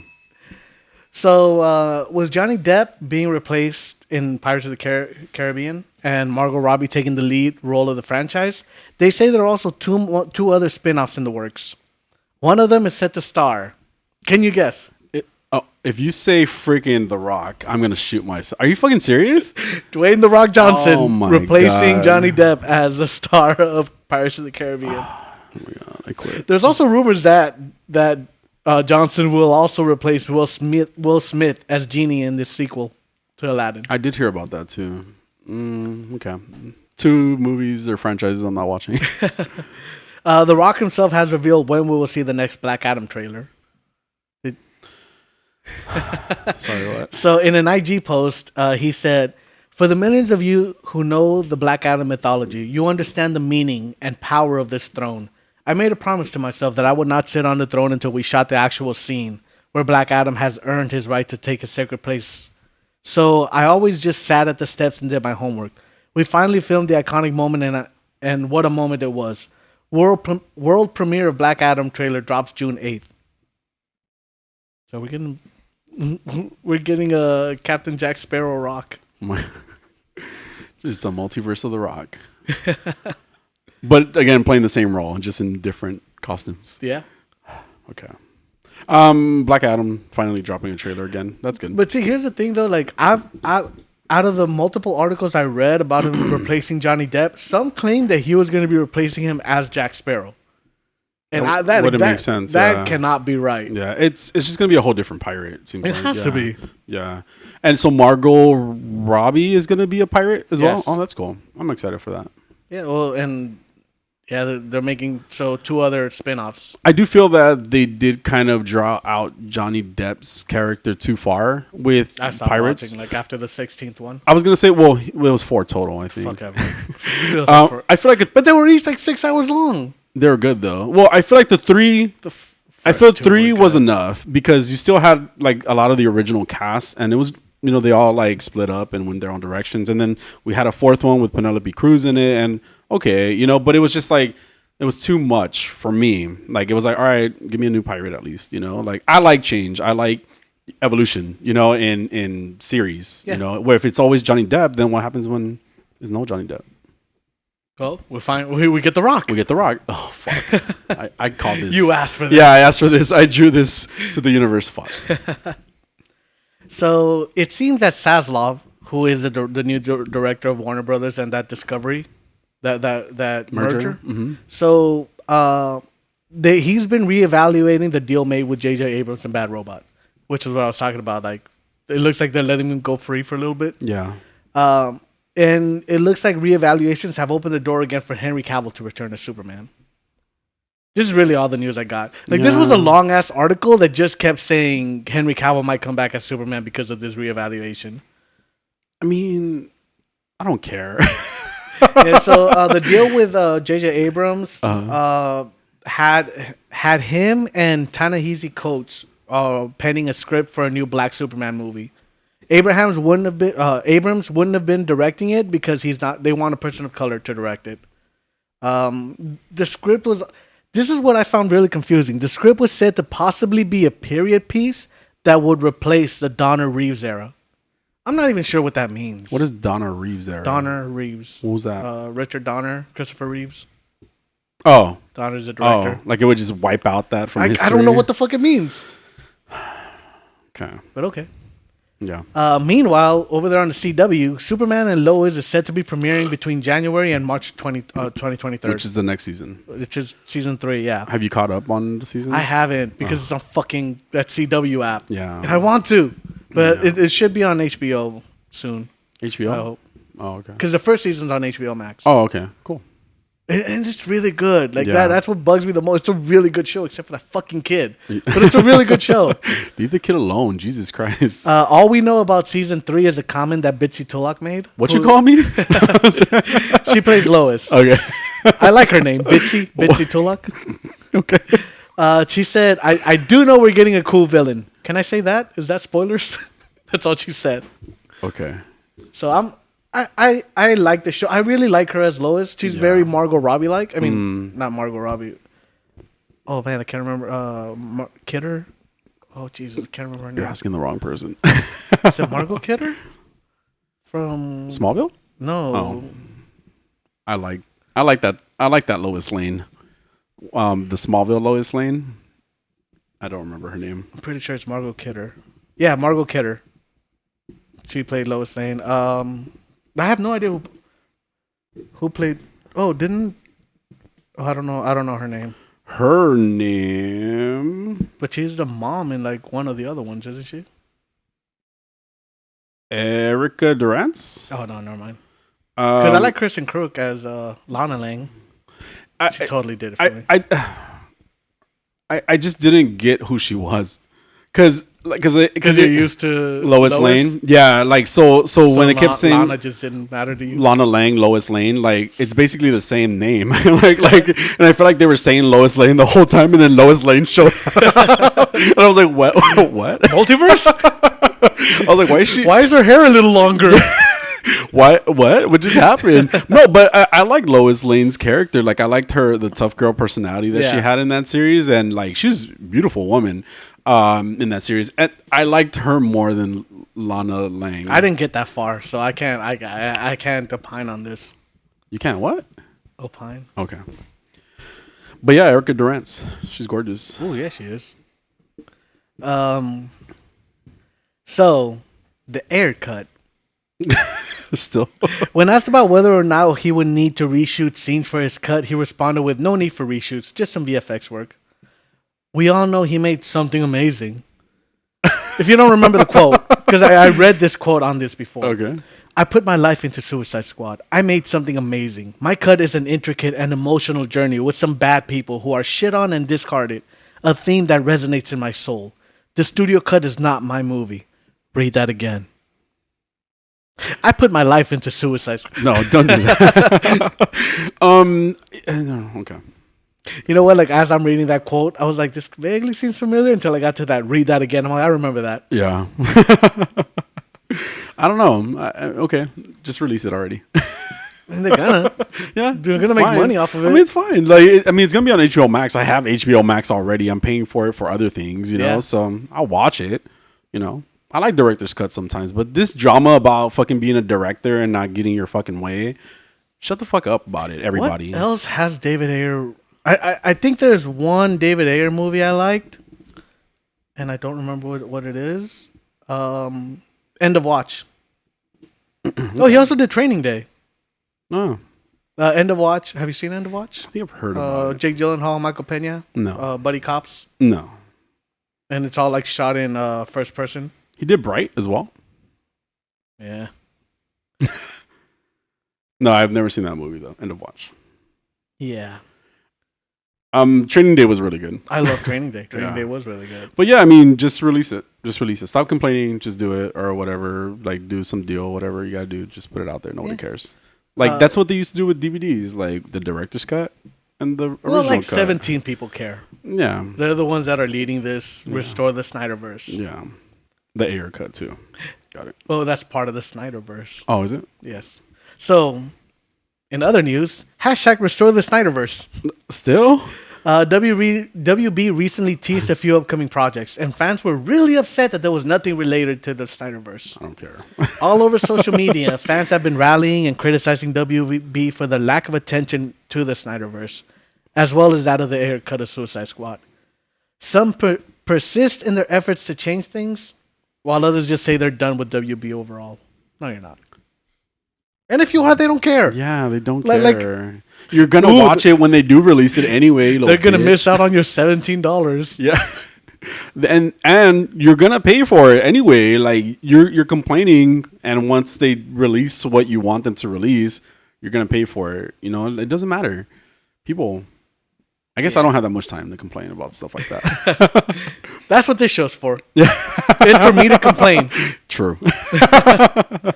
So sticking to things that don't seem to be happening in Warner Brothers. Okay. The Wonder Twins have been canceled by HBO Max. I didn't even know that's gonna be a thing. Yeah. You might have told me before. Wonder Twin powers activate. Yeah. Remember that? There's this YouTube channel. Her name is Casually Comics. Is the name of the channel. And I love listening to her tell stories and tell like about characters. And actually, she talked about the Wonder Twins recently, and she gave like the history of the Wonder Twins and like how people perceive them and how she perceived them and just like different opinions. She's so good, and she talked about the Wonder Twins. So because I just remember them in the Super Friends, Yeah. like the Wonder Twin powers activate, and Yeah. the girl would be like form of a dinosaur, and the Yeah. guy would be like form of a bucket of water. yeah, And because that's really what his power was. And he could turn into any state of water in any state, right. apparently. Yes. And then there's like an actual like evolution of the character too, where it's not I even didn't get that. associated to the original character, but they are still like the Wonder Twins, just in a different version of it. And it never really took off the way they wanted it to, but she just really informed me and really educated me about it, and I enjoy her channel because of that for sure. Yeah, according to the Hollywood Reporter, the project was already on the chopping block, and as a result of the merger, it looks like it's canceled. Cool. Saslov wants theatrical first, so he sees the movie as too niche for mainstream audiences. Kind of like Guardians of the Galaxy, Yeah. or Shang-Chi, I which mean- were characters that nobody knew that Yeah. blew up. But no, let's go back to Batman and Superman Yeah. Yeah. and Wonder Woman. Yeah. Fucking A, man. You know what? Like, I make fun of these characters, but if you give me a good story, I will watch it. As long as it's a and good I will story. enjoy it. And Yeah. if you give me a character I don't know, Right. I will enjoy it even more Yeah. because I don't know what the fuck you're doing that's destroying In the character, relation to probably. Peacemaker. Peacemaker was great. Amazing. Yes. So So, in other universes, over in Marvel, things are not only being canceled, but revived. We have Kristen Ritter has announced her return to Jessica Jones. for the Disney Plus series or something. Well, it doesn't look like she's getting her own series, at least not yet. Okay. So they're thinking she's going to be appearing in either like She-Hulk or just making a cameo somewhere else, the way Yeah. kind of Matt Murdock did, or Yeah. even Vincent D'Onofrio. Right. Daredevil, however, is getting his own series again at Disney Plus. What I really hope to see in this new Daredevil series is more of the Hand. Yes. That dark, shadowy organization. Yes. I would love to see more of that, and I Right. feel like Netflix kind of dropped the ball on it. Oh. Because we saw a little bit of it, and then Yeah. they kind of tried to expand on it when it came to the Defenders, but the Defenders was terrible. Yeah. Wasn't Elektra even kind of Yeah. in the series as well? And they kind of dropped. Oh, Eloise Young. She's so pretty. Yeah. She played a great Elektra Yeah, too. she did. Yeah. I mean, she was no Jennifer Garner, but was it Jennifer? It was Jennifer Garner. Yeah. right? Yeah. Yeah. Yeah. No. Yeah. No. Even the guy that got to play Bullseye was really good in it. Like Yeah. that series was so good. He was in the Netflix series. In the I don't think Netflix I got that series. far. Oh, Then. no. Oh, yeah. so- I think that was Spoilers? the last season. Yeah. Oh, wow. It was really good. Okay. You should watch it. Like that. Oh, it's on Disney Plus, right? It is on Okay, Disney Plus. cool. Yeah. The Punisher, however, seems to be going to the big screen. Reportedly as a rated R movie. No word on whether John Bernthal is returning, but it's Yeah. very likely. I think it is. Yeah. Yeah. It makes sense, and they're pretty consistent with it. Yeah, Thankfully. and I would have liked to have seen this more of as a TV show. Yeah. Or I think it would have been really cool to see him hunting down Spider-Man. Yeah. Yeah. Or even Blade. Oh. I just think that would be a cool idea. Like Blade is going around killing all these vampires, but he doesn't know they're vampires. He just thinks he's a serial killer. Yeah. So he's hunting Blade down. Oh yeah. That'd be crazy. That'd be so cool. I just made a movie. You're welcome, Marvel. Like they need me. They do. Other characters returning. Peter is set to return to Deadpool 3. Rob Delaney. You don't remember Peter, huh? No. He was in Deadpool 2. He answered the ad. And he was just a guy with no superpowers. Didn't he die? Well, here's the thing. At the end of the movie, Uh-huh. where they fixed that Cable's time traveling thing, Okay. he goes back and saves all of them. All of I don't remember X-Force. that. Really? Yeah, he Oh, goes back and shit. saves all of them. And then he goes and kills Ryan Reynolds before he makes Green Lantern. Wait, was this post credits? I think so. Oh shit. Yeah, like he goes back and there's a scene where Ryan Reynolds is reading the Green Lantern script. Yeah. And he's just like, "You did it, kid. You finally did it." And like Deadpool shows up and just shoots him in the back of the head. I don't think I saw this. And he decapitates the X-Men Deadpool with the weird mouth face. Yeah. sewed Got up. it. Yeah. Crazy. No, I don't think I remember this. Oh though. man. I don't. Maybe I just blocked it from my memory somehow. But it was great. No, but I'm just trying to remember why I don't remember the scene, like where they all got revived. Yeah, he just goes back. Oh, excuse me, he went back in time. Yeah, crazy. Yeah, I'm gonna have to rewatch Deadpool now. It's been a while. Deadpool 2. Yeah.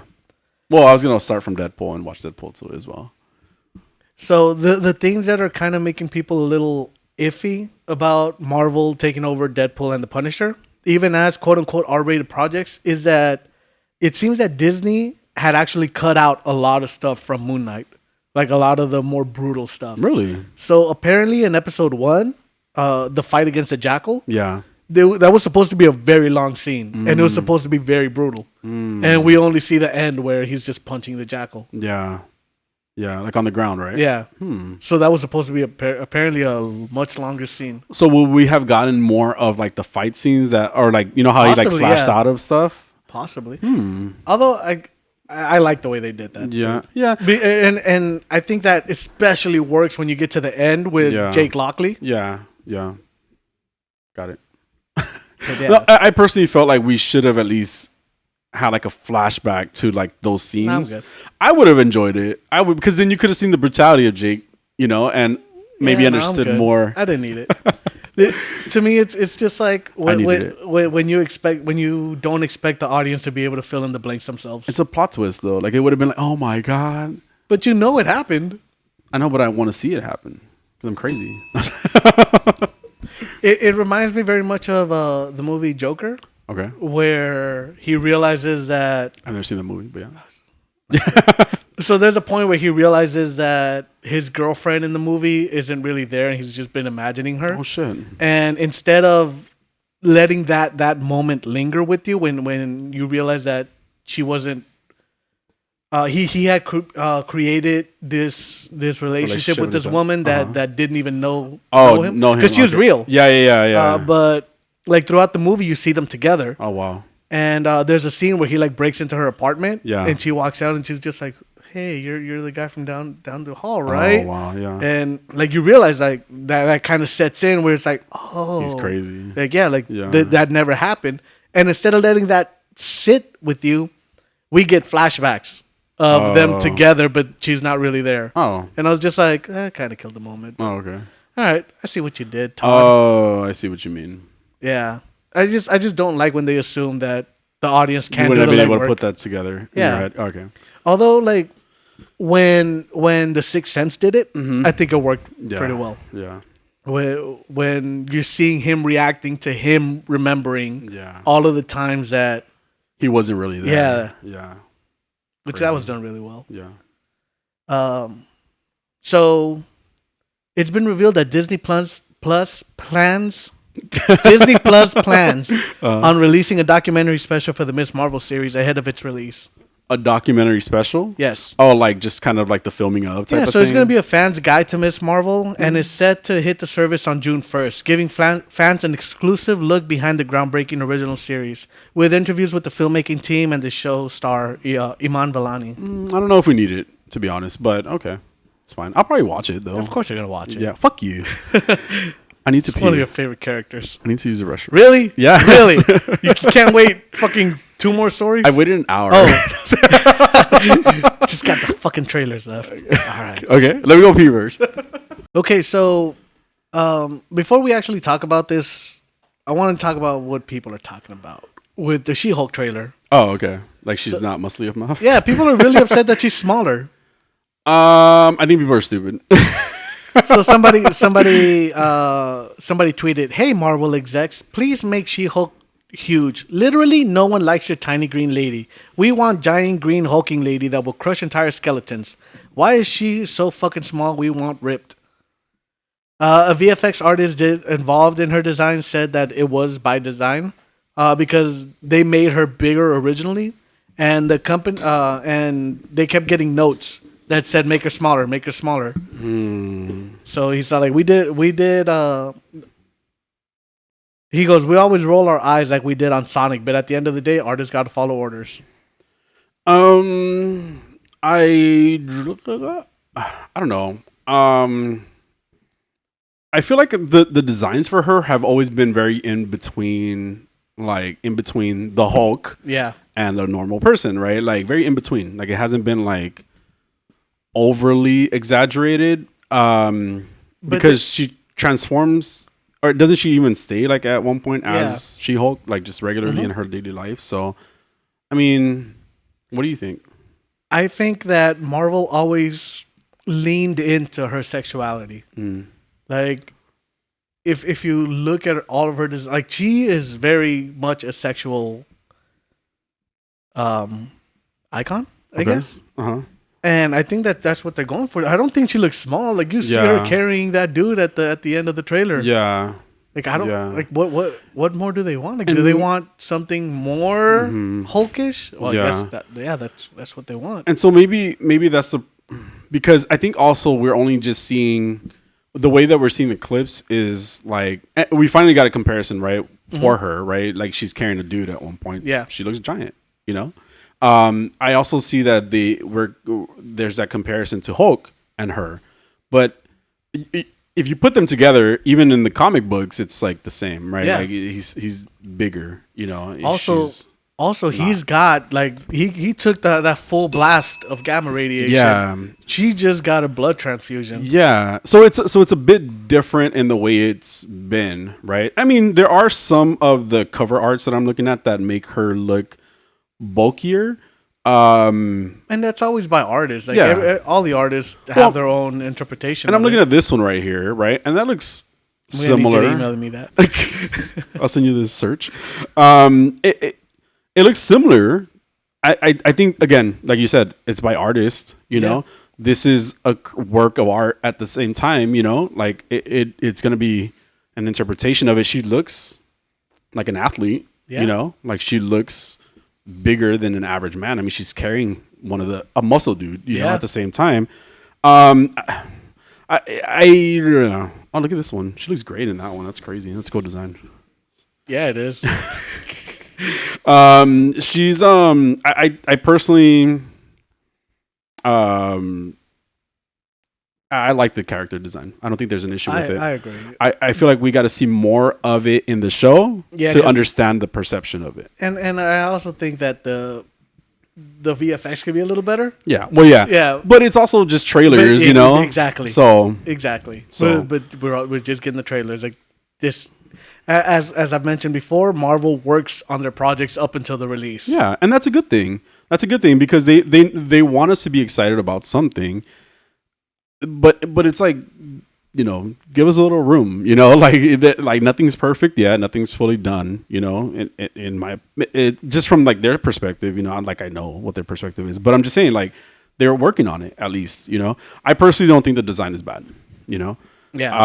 I personally I'm excited still to see it. I love the trailer. It was really cool. I agree. I highly enjoyed the trailer. I thought it looked great. Yeah. It looks like a fun show. It does. Not. It doesn't look like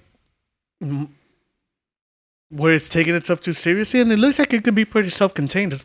Oh, excuse me. Sorry. It looks like it could be pretty self-contained as well. So as to not, although you get the Hulk, but that story just doesn't look like it's dealing with the whole MCU. Right. Although we got Abomination coming back. Yes.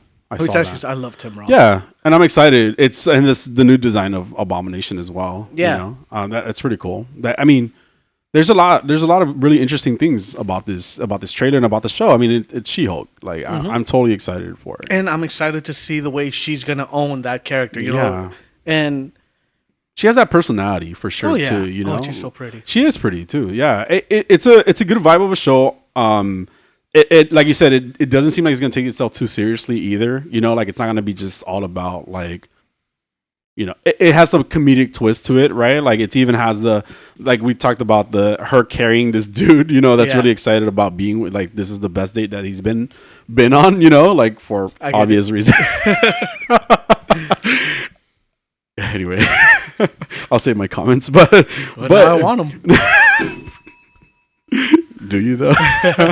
No, but I think when I saw the trailer, it was definitely wow. Like this is it took me a little bit by surprise because of the fact that I thought it was going to be a more serious show.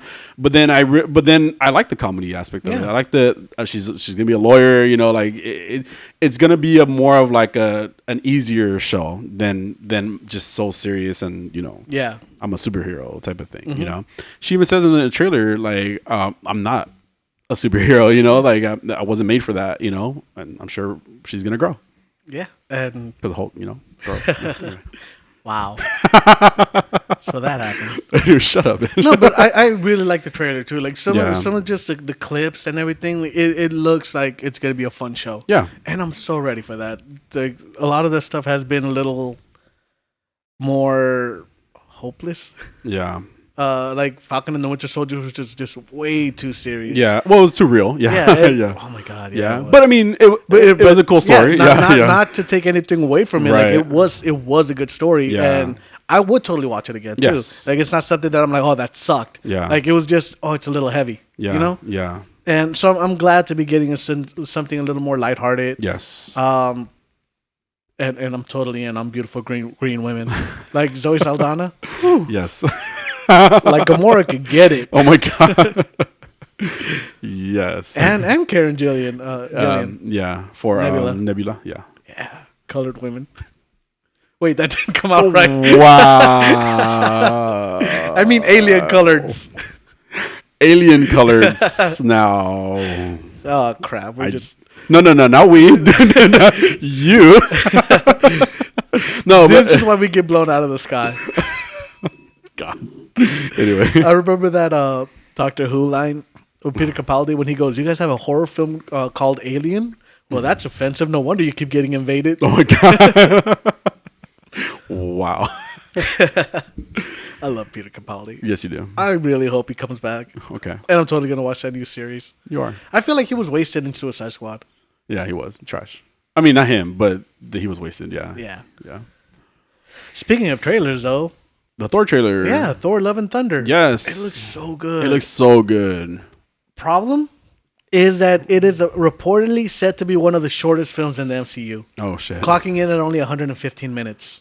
Oh, shit. Which is an hour and 55 minutes. It's still pretty damn long. Yeah, well, it's shorter than Doctor Strange. Yeah. You know? So that was 2 hours and I think the only other movie that's as short as it is Thor: The Dark World. Oh. That was short?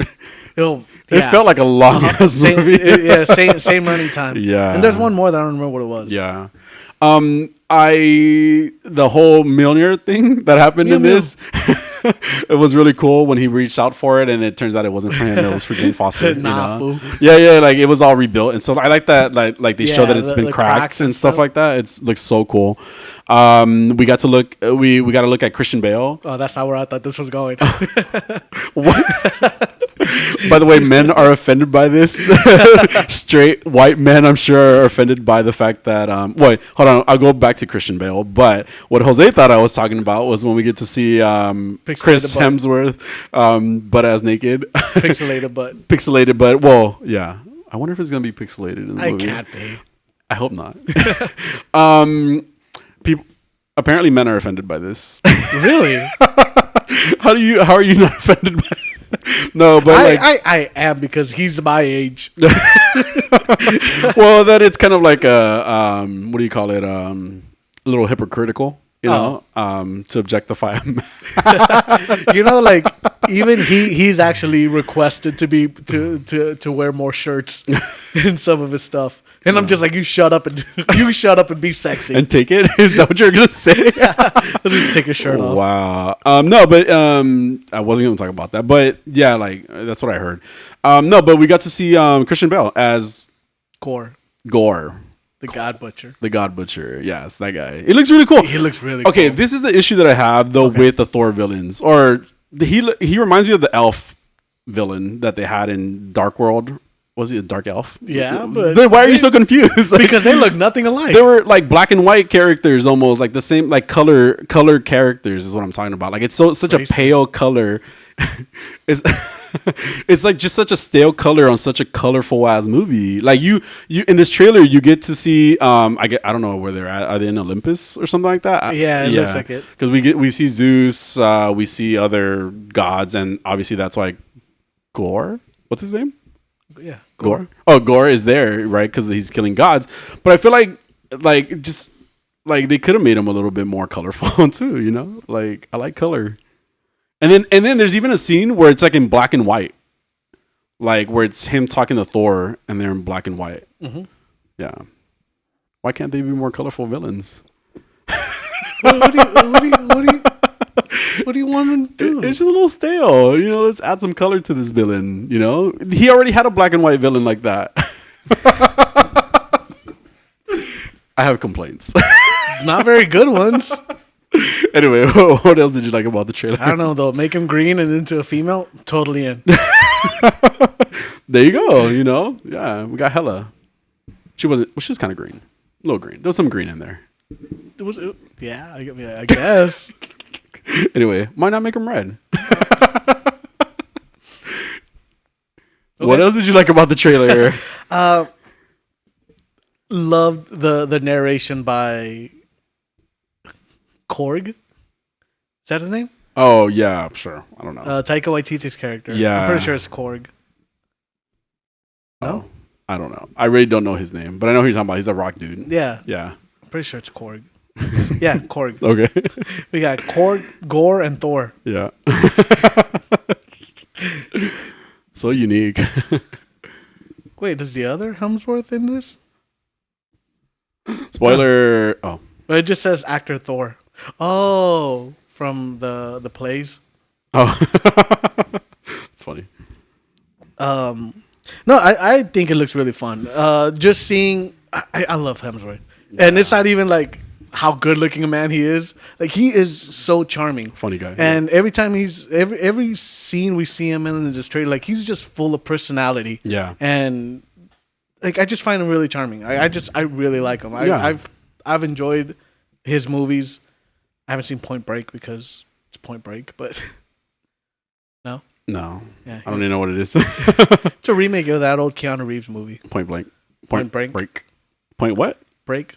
Point Break? Okay. They actually make fun of it in Ragnarok Okay. when he's trying to use the ship, but Tony Stark has it like set up for the Avengers. Oh yeah. And he's just like, oh, strongest Avengers.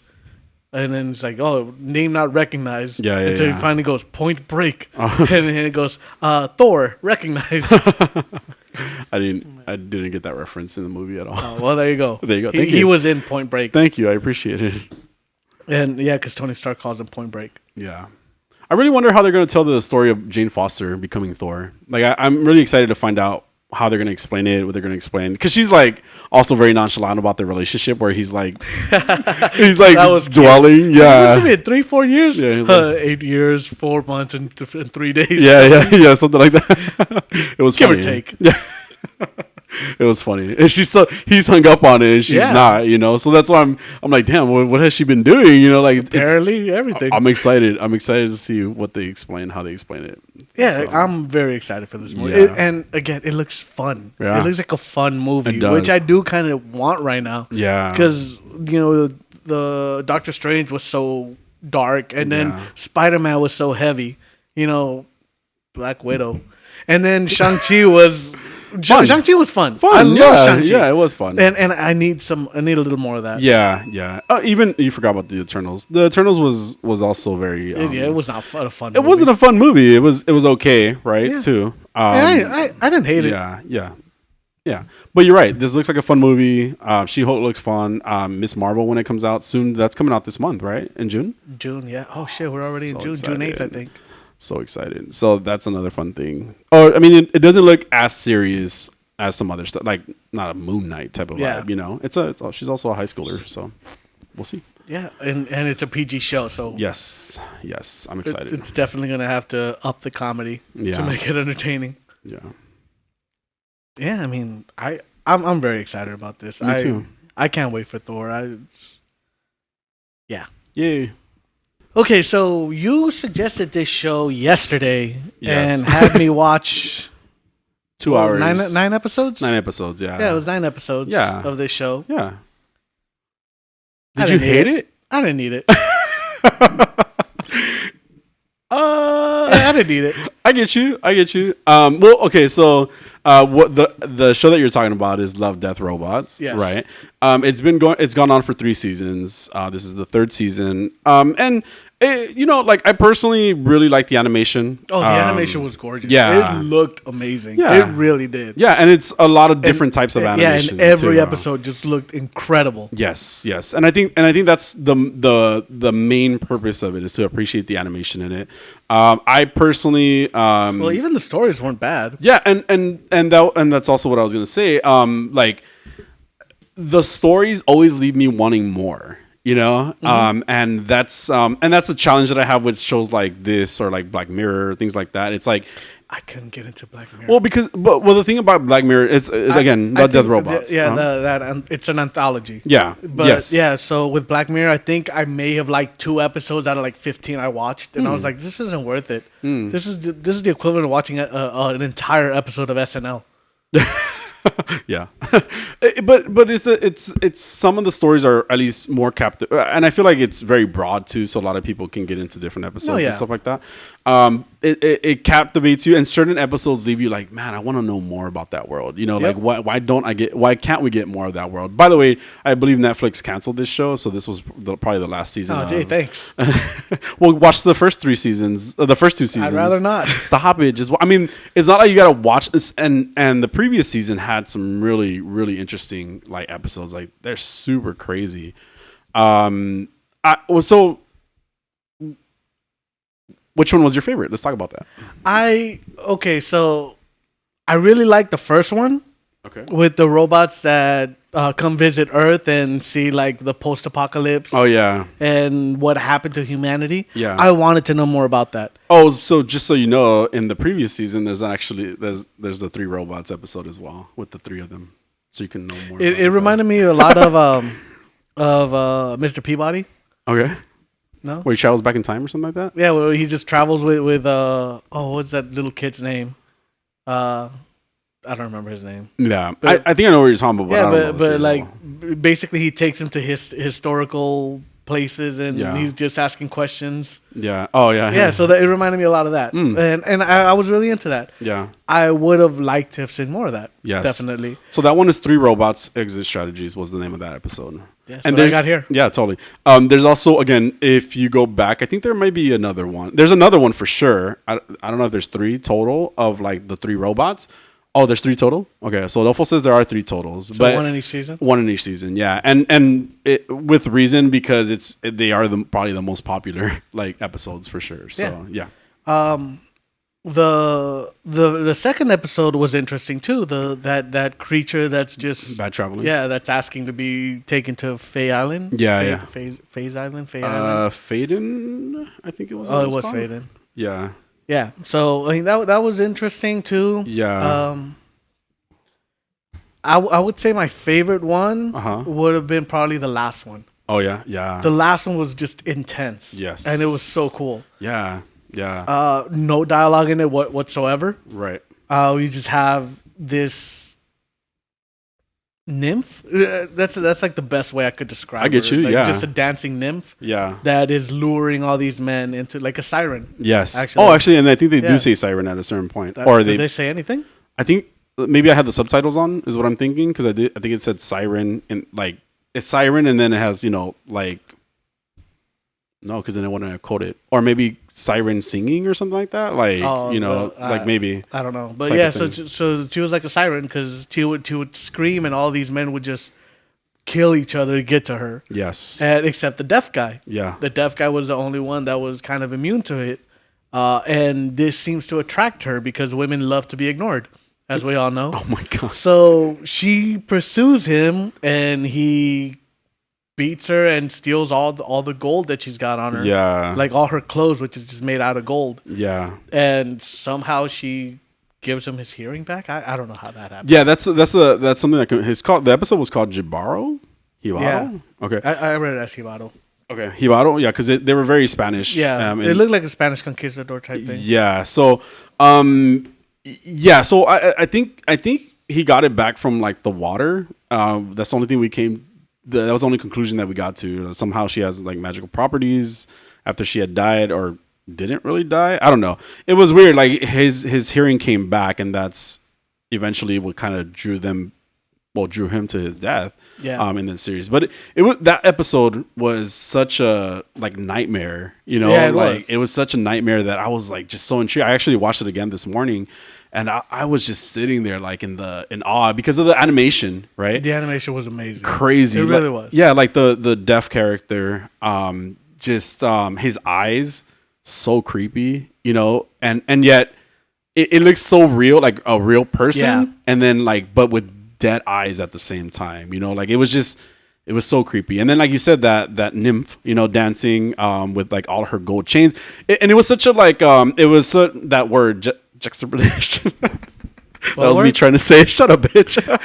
It was just, what was the word? It was so opposing, right? Like there were some moments that were extremely loud, extremely disturbing, you know, to represent how she captivates people, right? And then when they showed the deaf guy, like what he hears is nothing. You know, it's so quiet, it's so like muffled, you know. And it was just the opposing factors right there, right? Like was so intriguing and so interesting to me. There was a word for that. Fuck you. I hate that word. Which word? I can't even spell it. But no, it was. I think to me, my favorite one was Hibaro for sure. Yeah, like, that was my favorite one. Yeah. Like they were all interesting. Yeah, you know. yeah. Even that acid trip one with the astronaut carrying her dead astronaut friend. Yeah. It was an acid trip. Like Yes. that's what it felt like. Yeah, But yeah. I didn't feel like there was ever enough of it to Yeah. really get me intrigued, especially because all the episodes also varied in time. Yeah, We had different 9-minute episodes, 17-minute episodes, Mhm. 14-minute episodes. And as entertaining as it was just like, all right, well, I guess that's over. Yeah. Like, you didn't have enough time to really get invested in anything. Yeah, that's a good point. And, I mean, probably a good enough background show. Yeah. If anything. Yeah. Like you could just glance up every once in a while and be like, oh, that's it. That's interesting. And only certain episodes you could do that with because Because sometimes you do have to be paying it. Because in Ibaro, like that had to really episode, pay attention. that episode was just, but that episode was also that captivating to me. That's true. That's true. Night of the Mini Dead was really funny. Like Yeah. it was funny. It was cute. But like you said, it was just kind of like, I lost interest after about like the first minute and a half. It was only like 5 minutes long. Yeah, I didn't even make it that long. Really? I thought it was funny. I like the giant, like they had like giant radioactive zombies in it at one point too. But it was just a little short story about how like an apocalypse happened. There was like even this crazy story. I didn't, you know what I didn't like of this was the one with the rats. Mason's rats is what it was called. I didn't get it in the end because I was like, wait, wasn't he just trying to kill all the rats and now he's just like friends? Well, that's a word I can't say. Anthropomorphizing. Can you say lore? Lore? Lore? Like Lore? L-U-R? Lure? Yeah. Lure? Lore. Yeah. I have a challenge. I have like a hard time saying that word. It's weird to me. Well, in this episode, it just shows how he's trying to just kill the rats, but then he realizes that these rats have emotion, and when he sees all of the suffering that is causing the rats, and he sees like the rats trying to help each other out of the way, and he sees basically a small war in a smaller scale. And he just sees the way it's affecting all of these rats that are just trying to survive. But they were trying to kill him at first. Well, I mean, he's invading their quote unquote territory. But that's his barn. It doesn't matter to them. They probably lived there first. Yeah. Like the well, go ahead. Oh, the one I didn't care for. I don't even remember what it's called, but the one with the two humans in that fallopian tube. Oh, Swarm, really? Oh, Swarm. Yeah. I like that one. Yeah. I was just about to talk about how I like that one too. Go ahead. I like the like kind of the idea of the swarm and how they explained it, right? Like the swarm, every time something tries to invade it, it creates a better version of the thing that's trying to invade it, so that it destroys. Let's say, for example, in this situation, it would have been humans, right? Like they were trying to take an egg and create basically a slave species for humans, right? From the swarm, which is just this giant monster thing that takes in all these species, and they just create a community like that, right? So I what I liked about it was the story of how they make better versions of species to destroy the original, and then make them Subservient or exactly part of the swarm. Part of the swarm, right? They become parasites at that point. I thought that was a really interesting story. And then the last part where you kind of see that, like, oh well, I challenge you, or I accept the challenge. We'll see what happens. We'll see who's better. And to me, that left me wanting to know more about like what happens, what could happen. Like the way they explained it, the swarm and stuff like that. You didn't like that? Nah. I lost interest in it like multiple times. I kept trying to like start. Okay, pay attention now. I don't care. Like I really don't. It was short though too. And to me, that the fact that I can't pay attention for the entirety of that 9-minute episode or however the fucking long it was, like that's not a good thing. I liked it. Maybe because it was in space. Yeah. You know what didn't make sense though? Like they. Like the beginning scene was like he was talking to like two other alien beings. A llama. Alien llamas. It's an alpaca. And then they just mentioned, oh, we'll be back in 600 days. Yeah. And then that went nowhere. Like I didn't get where it went, at least. Like that really didn't need to be part of the story. Be back at some point. Yeah. Because I was like, how long have they been there? Like, yeah. What do you think about the Cthulhu episode? That one. In vaulted halls entombed. Where they're in the caves, right? With those little scorpion-like things. Yeah. It reminded me a lot of the Flood in Halo. Oh, okay. And also the scarabs in the Mummy. Yeah. Ooh. Like very much like that. Yeah. I was entertained by it, and then until I wasn't. Yeah. Because like at some point I was like, all right, I'm over it. Yeah. You really didn't like this. I mean, to me, it's like you're giving me a bunch of characters and trying to build that connection to them in 4 minutes. I get you. And like I don't even know their names. Yeah. Like, they all died, and I'm just like, that sucked. Yeah. It looked cool. Yeah. But yeah. And that's what it was. It was like a showcase. Of, and then like art. it's quickly out of my head. Like I'm like, all right, move on to the next one. Yeah, and exactly that. That is what I told Dolfo too. I'm like, I always want to know more about certain worlds, but then I'm never gonna get that. Yeah. So that's the sad part about Love, Death, Robots. But it's getting canceled, so so now you get to watch the first 2 seasons. I'm I totally said, gonna do that. I just because Megan suggested I watch Norseman. Okay. That's done. So now I got nothing to watch again. So like, what do you mean it's done? It's been canceled too? No, I'm all caught up. Oh wow. So it says that it hasn't been renewed. For Netflix. So it's a for Love, Death, Robots, right? Mm-hmm. So it's a possibility there's more, or I just heard it was canceled though. I don't know where I've heard it, but if you Google it. They canceled the animations, but that one was not renewed. Okay. Oh. Okay. So yeah, their whole animation department is like canceled for them, right? For Netflix, that's what you mean, right? It sounds like it. Yeah. All right. Yeah, I didn't need it. I liked it, and it took me so long to get through.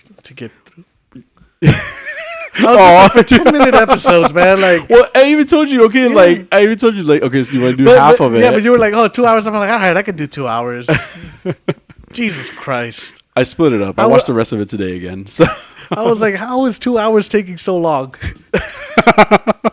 These are the most 4 hours, 2 hours ever.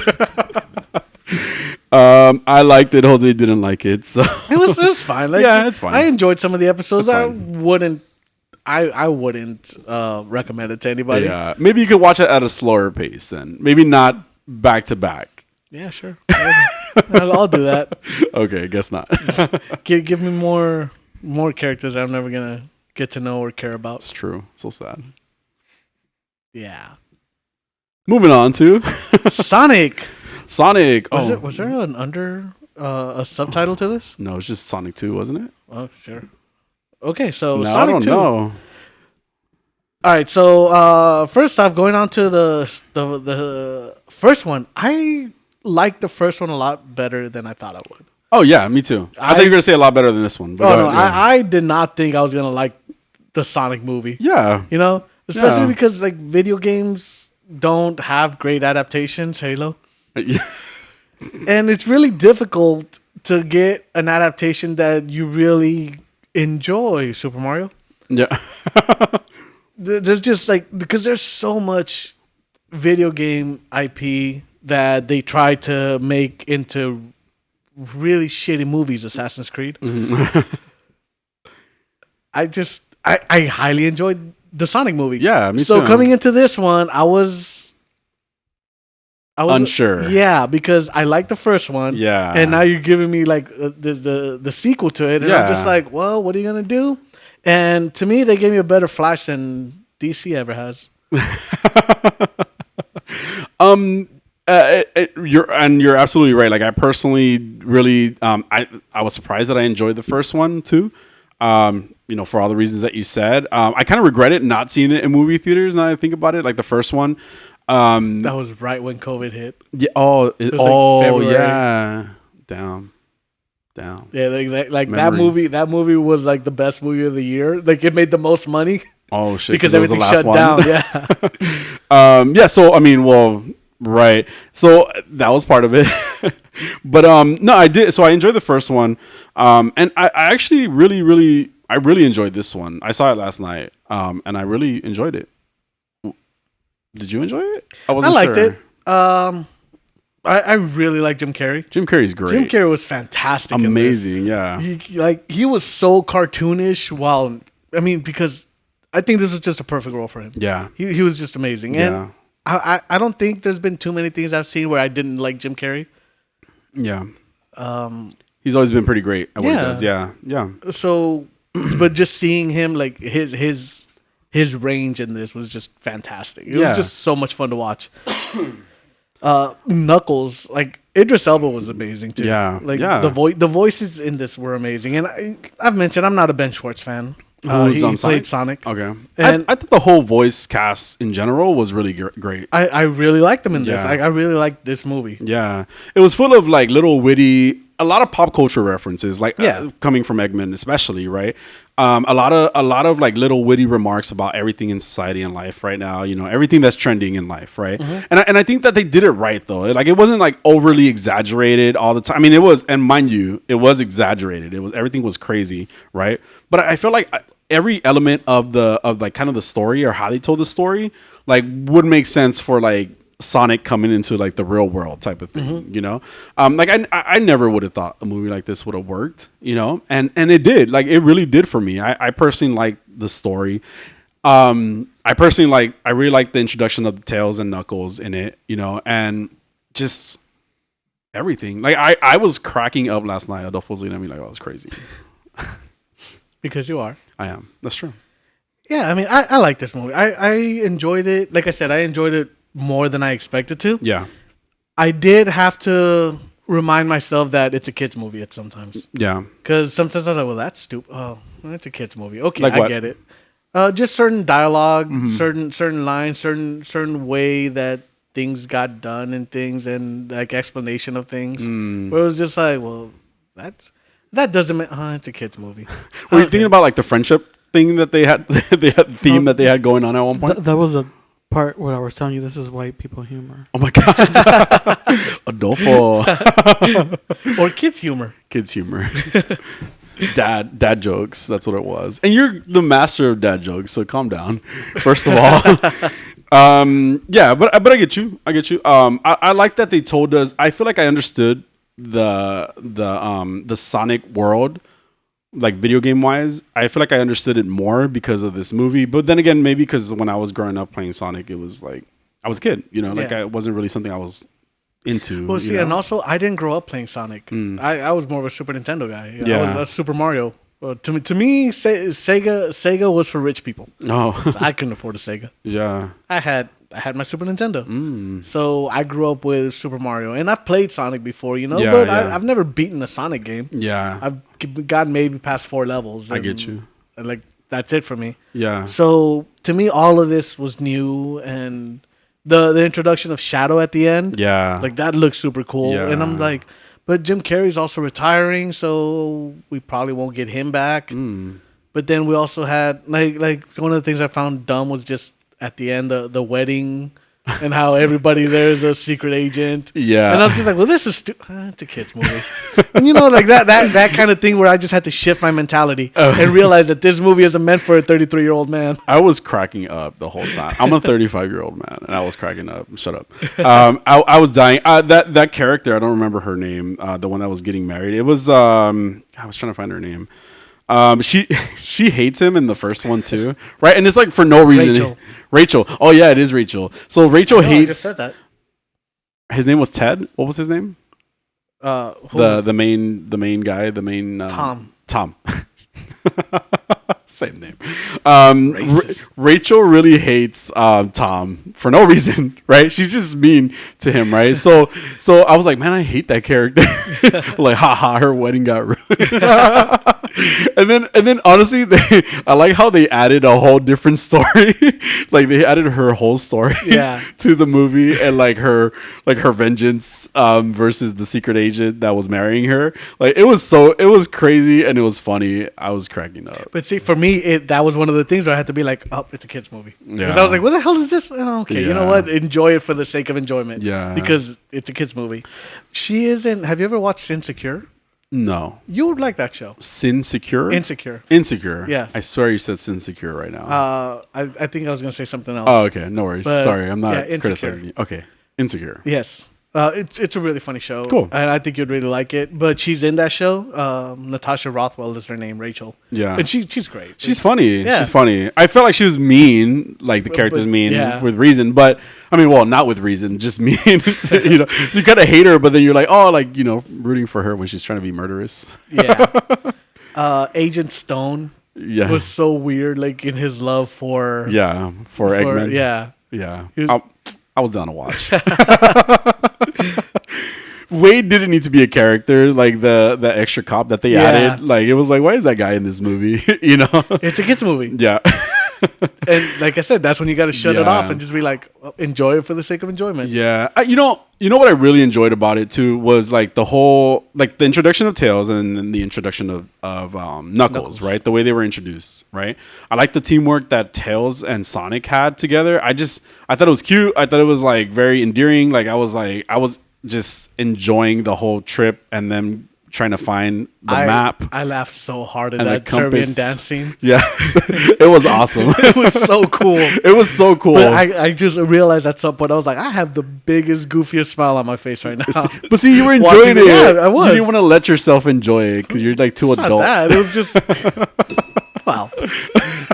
No, like, it was just like, sometimes you just got to remember, like, this is a kid's movie. It's not all meant to make sense. Like, it's just...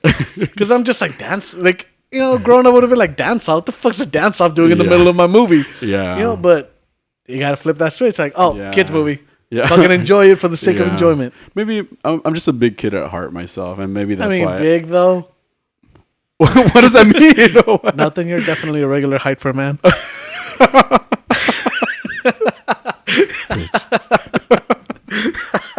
Fuck you.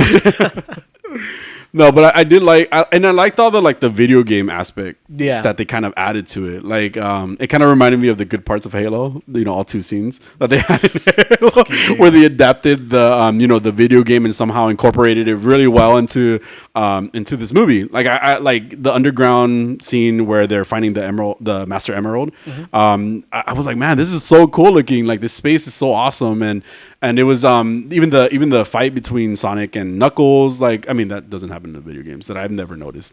But it was just so interesting to see, the movement, Knuckles, and like everything that was kind of happening in that scene, and even like down to some of the video game references, right? Where he's where Sonic hates water. you know, and then he swallows a bubble, you know, just to be Yeah. able to breathe. I thought that was so cool. Oh, to be able to have oxygen. I thought it was really, really well done, and like such a reference to the game that I was like, oh, this is cool. So Also, cool. when he's falling off of the cliff, and like you see all this coins fall out. Yes, that I think that was in the first one, wasn't it? Was it? I don't know. Yeah, It's been a while. It was cute. yeah. It was And cute. Tom's ringtone. No, it was like the soundtrack. No, Yeah, the theme song from Yeah. like the first level. yeah. It was fun. It was a very fun movie. I enjoyed it. I wouldn't watch it again, but you know what? I would. I would watch it again. I mean, I wouldn't watch it on my own again. You know, but if someone was like, "Hey, I've never seen Sonic 2," I'd be like, "You know what? I'll watch it with you." Yeah, let's put it on. Sound like we're gonna be watching anyway. So random. It was worth it. It was worth it. I was sitting there just enjoying the movie the whole time, cracking up. Adolfo did think I was crazy. I am crazy, And, you know. Yeah, he's right. Why was Cyclops the least hot guy in the group of all the hot guys? Because he's a really hot guy. But why was he the least hot? According to that big ass group, or you know, the agents, they had a group of like friends, right? They're all bros. They're all bros, and they were all really hot. And then how does Cyclops end up being the odd least? man out? Yeah, it's so weird. It was so weird to me. He's a hot, and then he flexed, and that was a lot of muscle. So Yeah, just something I noticed. down boy. But overall, I enjoyed this movie. It was a great movie. I like the Master Emerald portions. I like that giant Eggman robot that they use. Yeah. Knuckles, Tails. I mean, even the humans that just seem to have no relation to this universe. To their universe, but not to the Sonic universe. I think they all did really well for the movie. Yeah. You know, and it was really entertaining. Same. I enjoyed the movie. I would watch it again. Maybe. But Will you watch Sonic 2 with me? fuck it, you know, put it on. I'm not doing anything. All right. Hot. Wait, did it hit your G spot? Yes. It hit my G. I didn't say that. I really enjoyed it is what I meant. It did hit my G spot. I wish I would have saw it in the movie theaters. Now I think about it. I really do.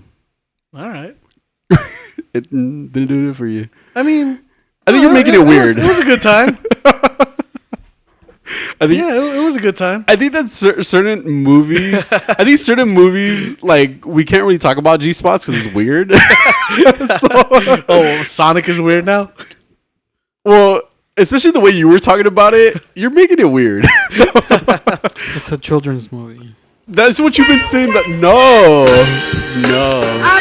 you've been saying that the whole time. You've been saying this the whole time, and this is why it's weird. You can't make a rating system and then decide to use it only sometimes. You can't use it like we wouldn't. This use isn't the Bible. You can't pick and choose. like we wouldn't use this on Encanto. Like that's weird. Because that movie was just way out. That movie was not even in the same room. We couldn't use this with Sonic. It's weird. You're weird. Just I've been called worse by better. Yeah. True. All right, so let's bring it home with some Doom Patrol. Yes, Doom Patrol. So season 2, episode 5, which is That Finger sounds Patrol. Finger Patrol. We haven't talked about this in a while, so we have to refresh ourselves a little bit on it. But I'm happy we're back on it. Yeah. Because I really like Doom Patrol. Like, there hasn't been an episode that I'd be like, I mean, it's worth kind of sitting through. This one, a little bit. Like, there was some parts where, like, I was like, okay, you know?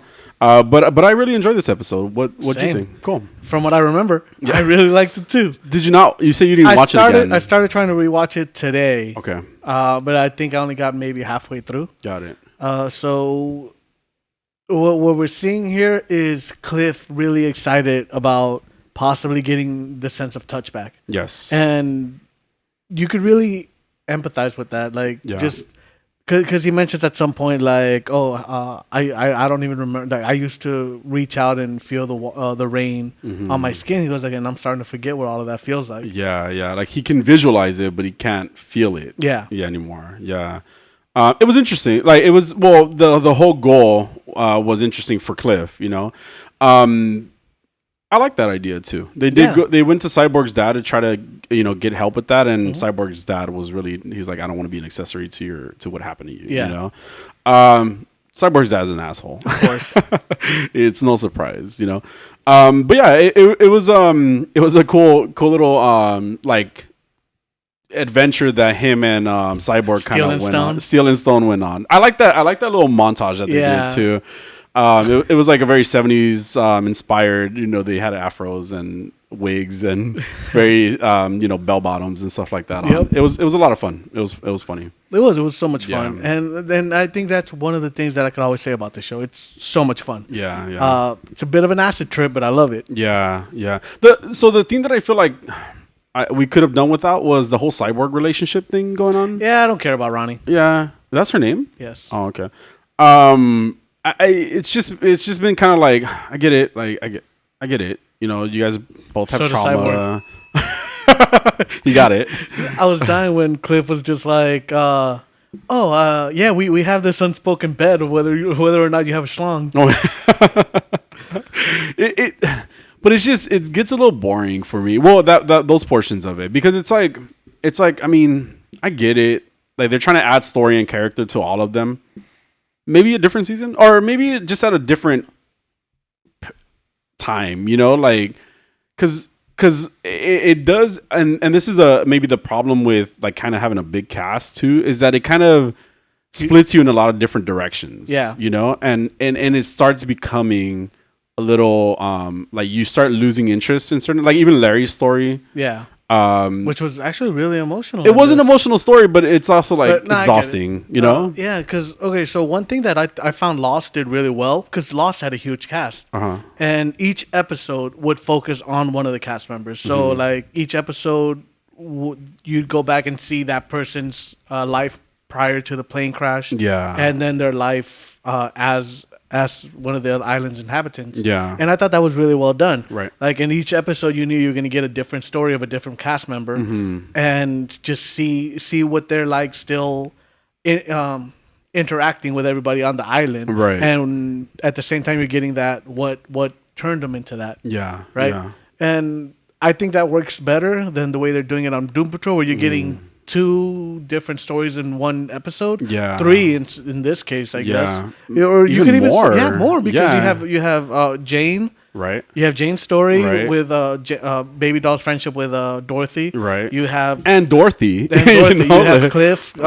Cliff trying to regain his sense of touch. Right. You have Vic's relationship with Ronnie. Yeah. We have Larry's relationship with his son, and Yeah. Rita trying to Rita it up. Yeah. Be herself again. Yeah. Yeah. And then her traumas that she's dealing with too. So we're getting all 5 of these stories condensed into one episode. Yeah. And then, so I get what you're saying. and again, we're kind of getting split in all directions ourselves. It's okay. While bless you.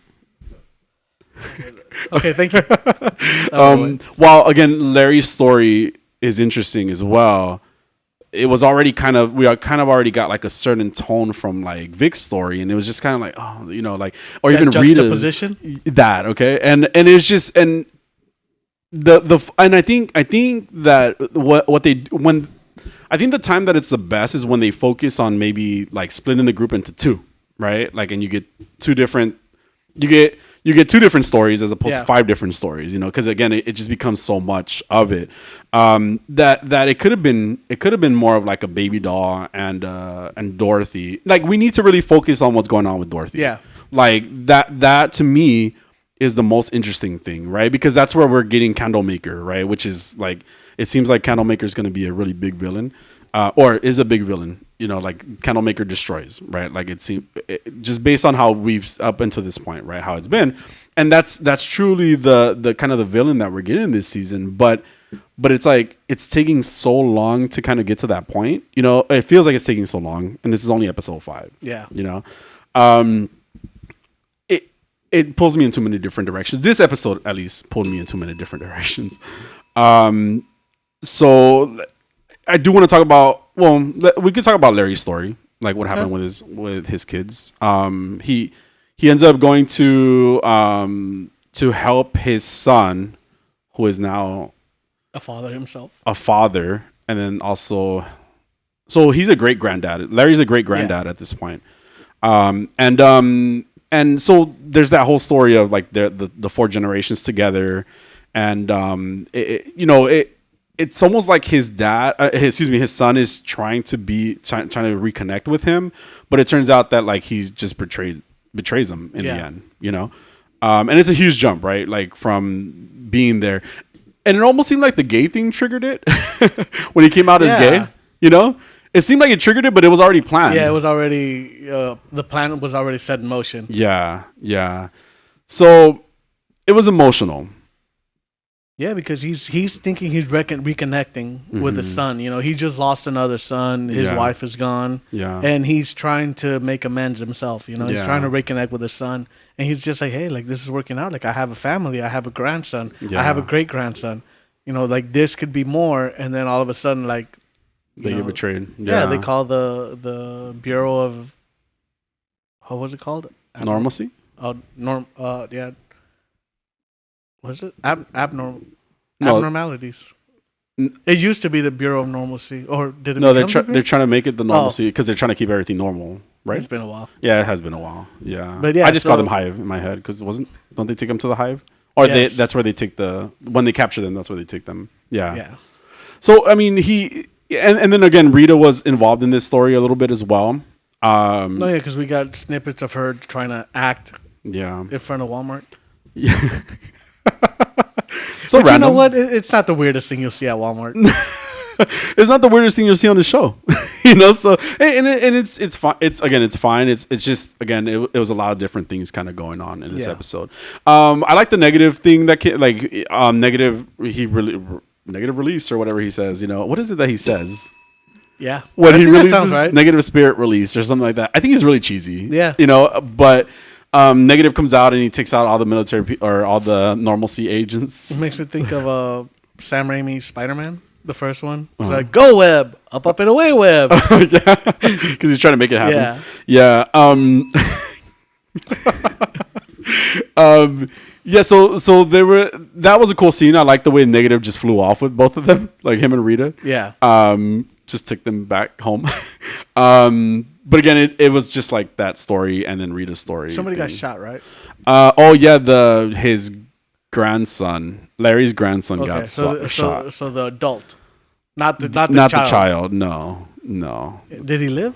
I don't remember. I don't think they explained if he lived or not because they just took off. Okay. Yeah, so he might live. He might be in the hospital later on or something like that. But he got shot. That was it. He was dying. Yeah. Either way, this might start another vendetta with his son now. Yeah. So it's gonna. Yeah.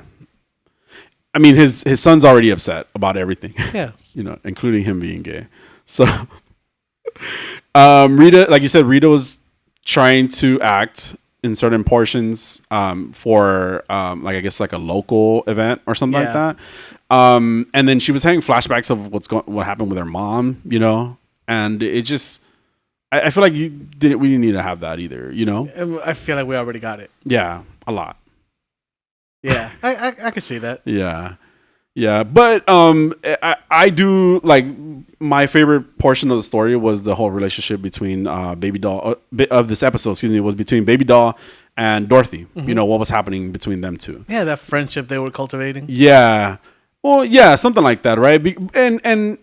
Dorothy's kind of going back and forth in her head because of like she's being told that she's 100 years old or however old she is, so they're telling her she needs to grow up, but then. They get Baby Doll to be her friend, and so she's kind of caught up in between. And Dorothy's a little evil, a lot evil, and obnoxious. Yeah, very much so. But it's like get there, and finally we get there in this episode. We get to something crazy in this episode where she summons so they're playing a game. She scares Jane, Baby Doll, Jane. She scares her, and Baby Doll is telekinetic. I didn't know that was her power, by the way. Did you know that was her power? So Baby Doll is telekinetic. She locks her up in like a furnace. And because Dorothy's freaking out, she summons Man Bear Pig, who's actually Manny. That's his name. Yeah. I laughed when I heard that because I was like Man Bear Pig, Manny. And So Manny ends up getting like turned it, like he burns up. Yeah. And they said it's over for him. Yep. Like that's just it. It's no longer an imaginary character anymore. I think she killed him. She killed him. Flint killed him. Was it Flint? Was that the name of the Yes. Oh, the fire one? The No, fire the one? Flint is the one that teleports. Yes. What's the name of the fire one? I don't remember either. Johnny Storm. But so Dorothy freaks out, has candle makers insisting that she make a wish. Mm-hmm. She makes a wish, and Candlemaker ends up in the underground. Yeah. Where he takes out a few of her personalities. Yep. Right? Are they dead? Like, I saw one die for sure. Baby doll. Yeah.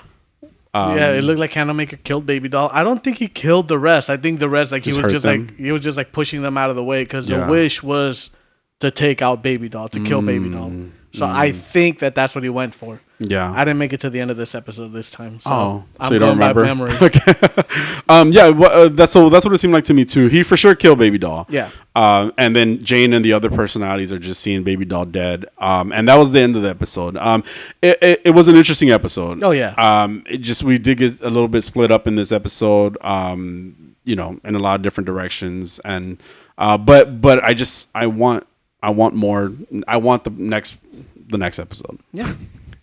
I totally agree. I enjoyed this episode. I remember really liking this episode because of the emotional feelings that we get with Larry. Yeah.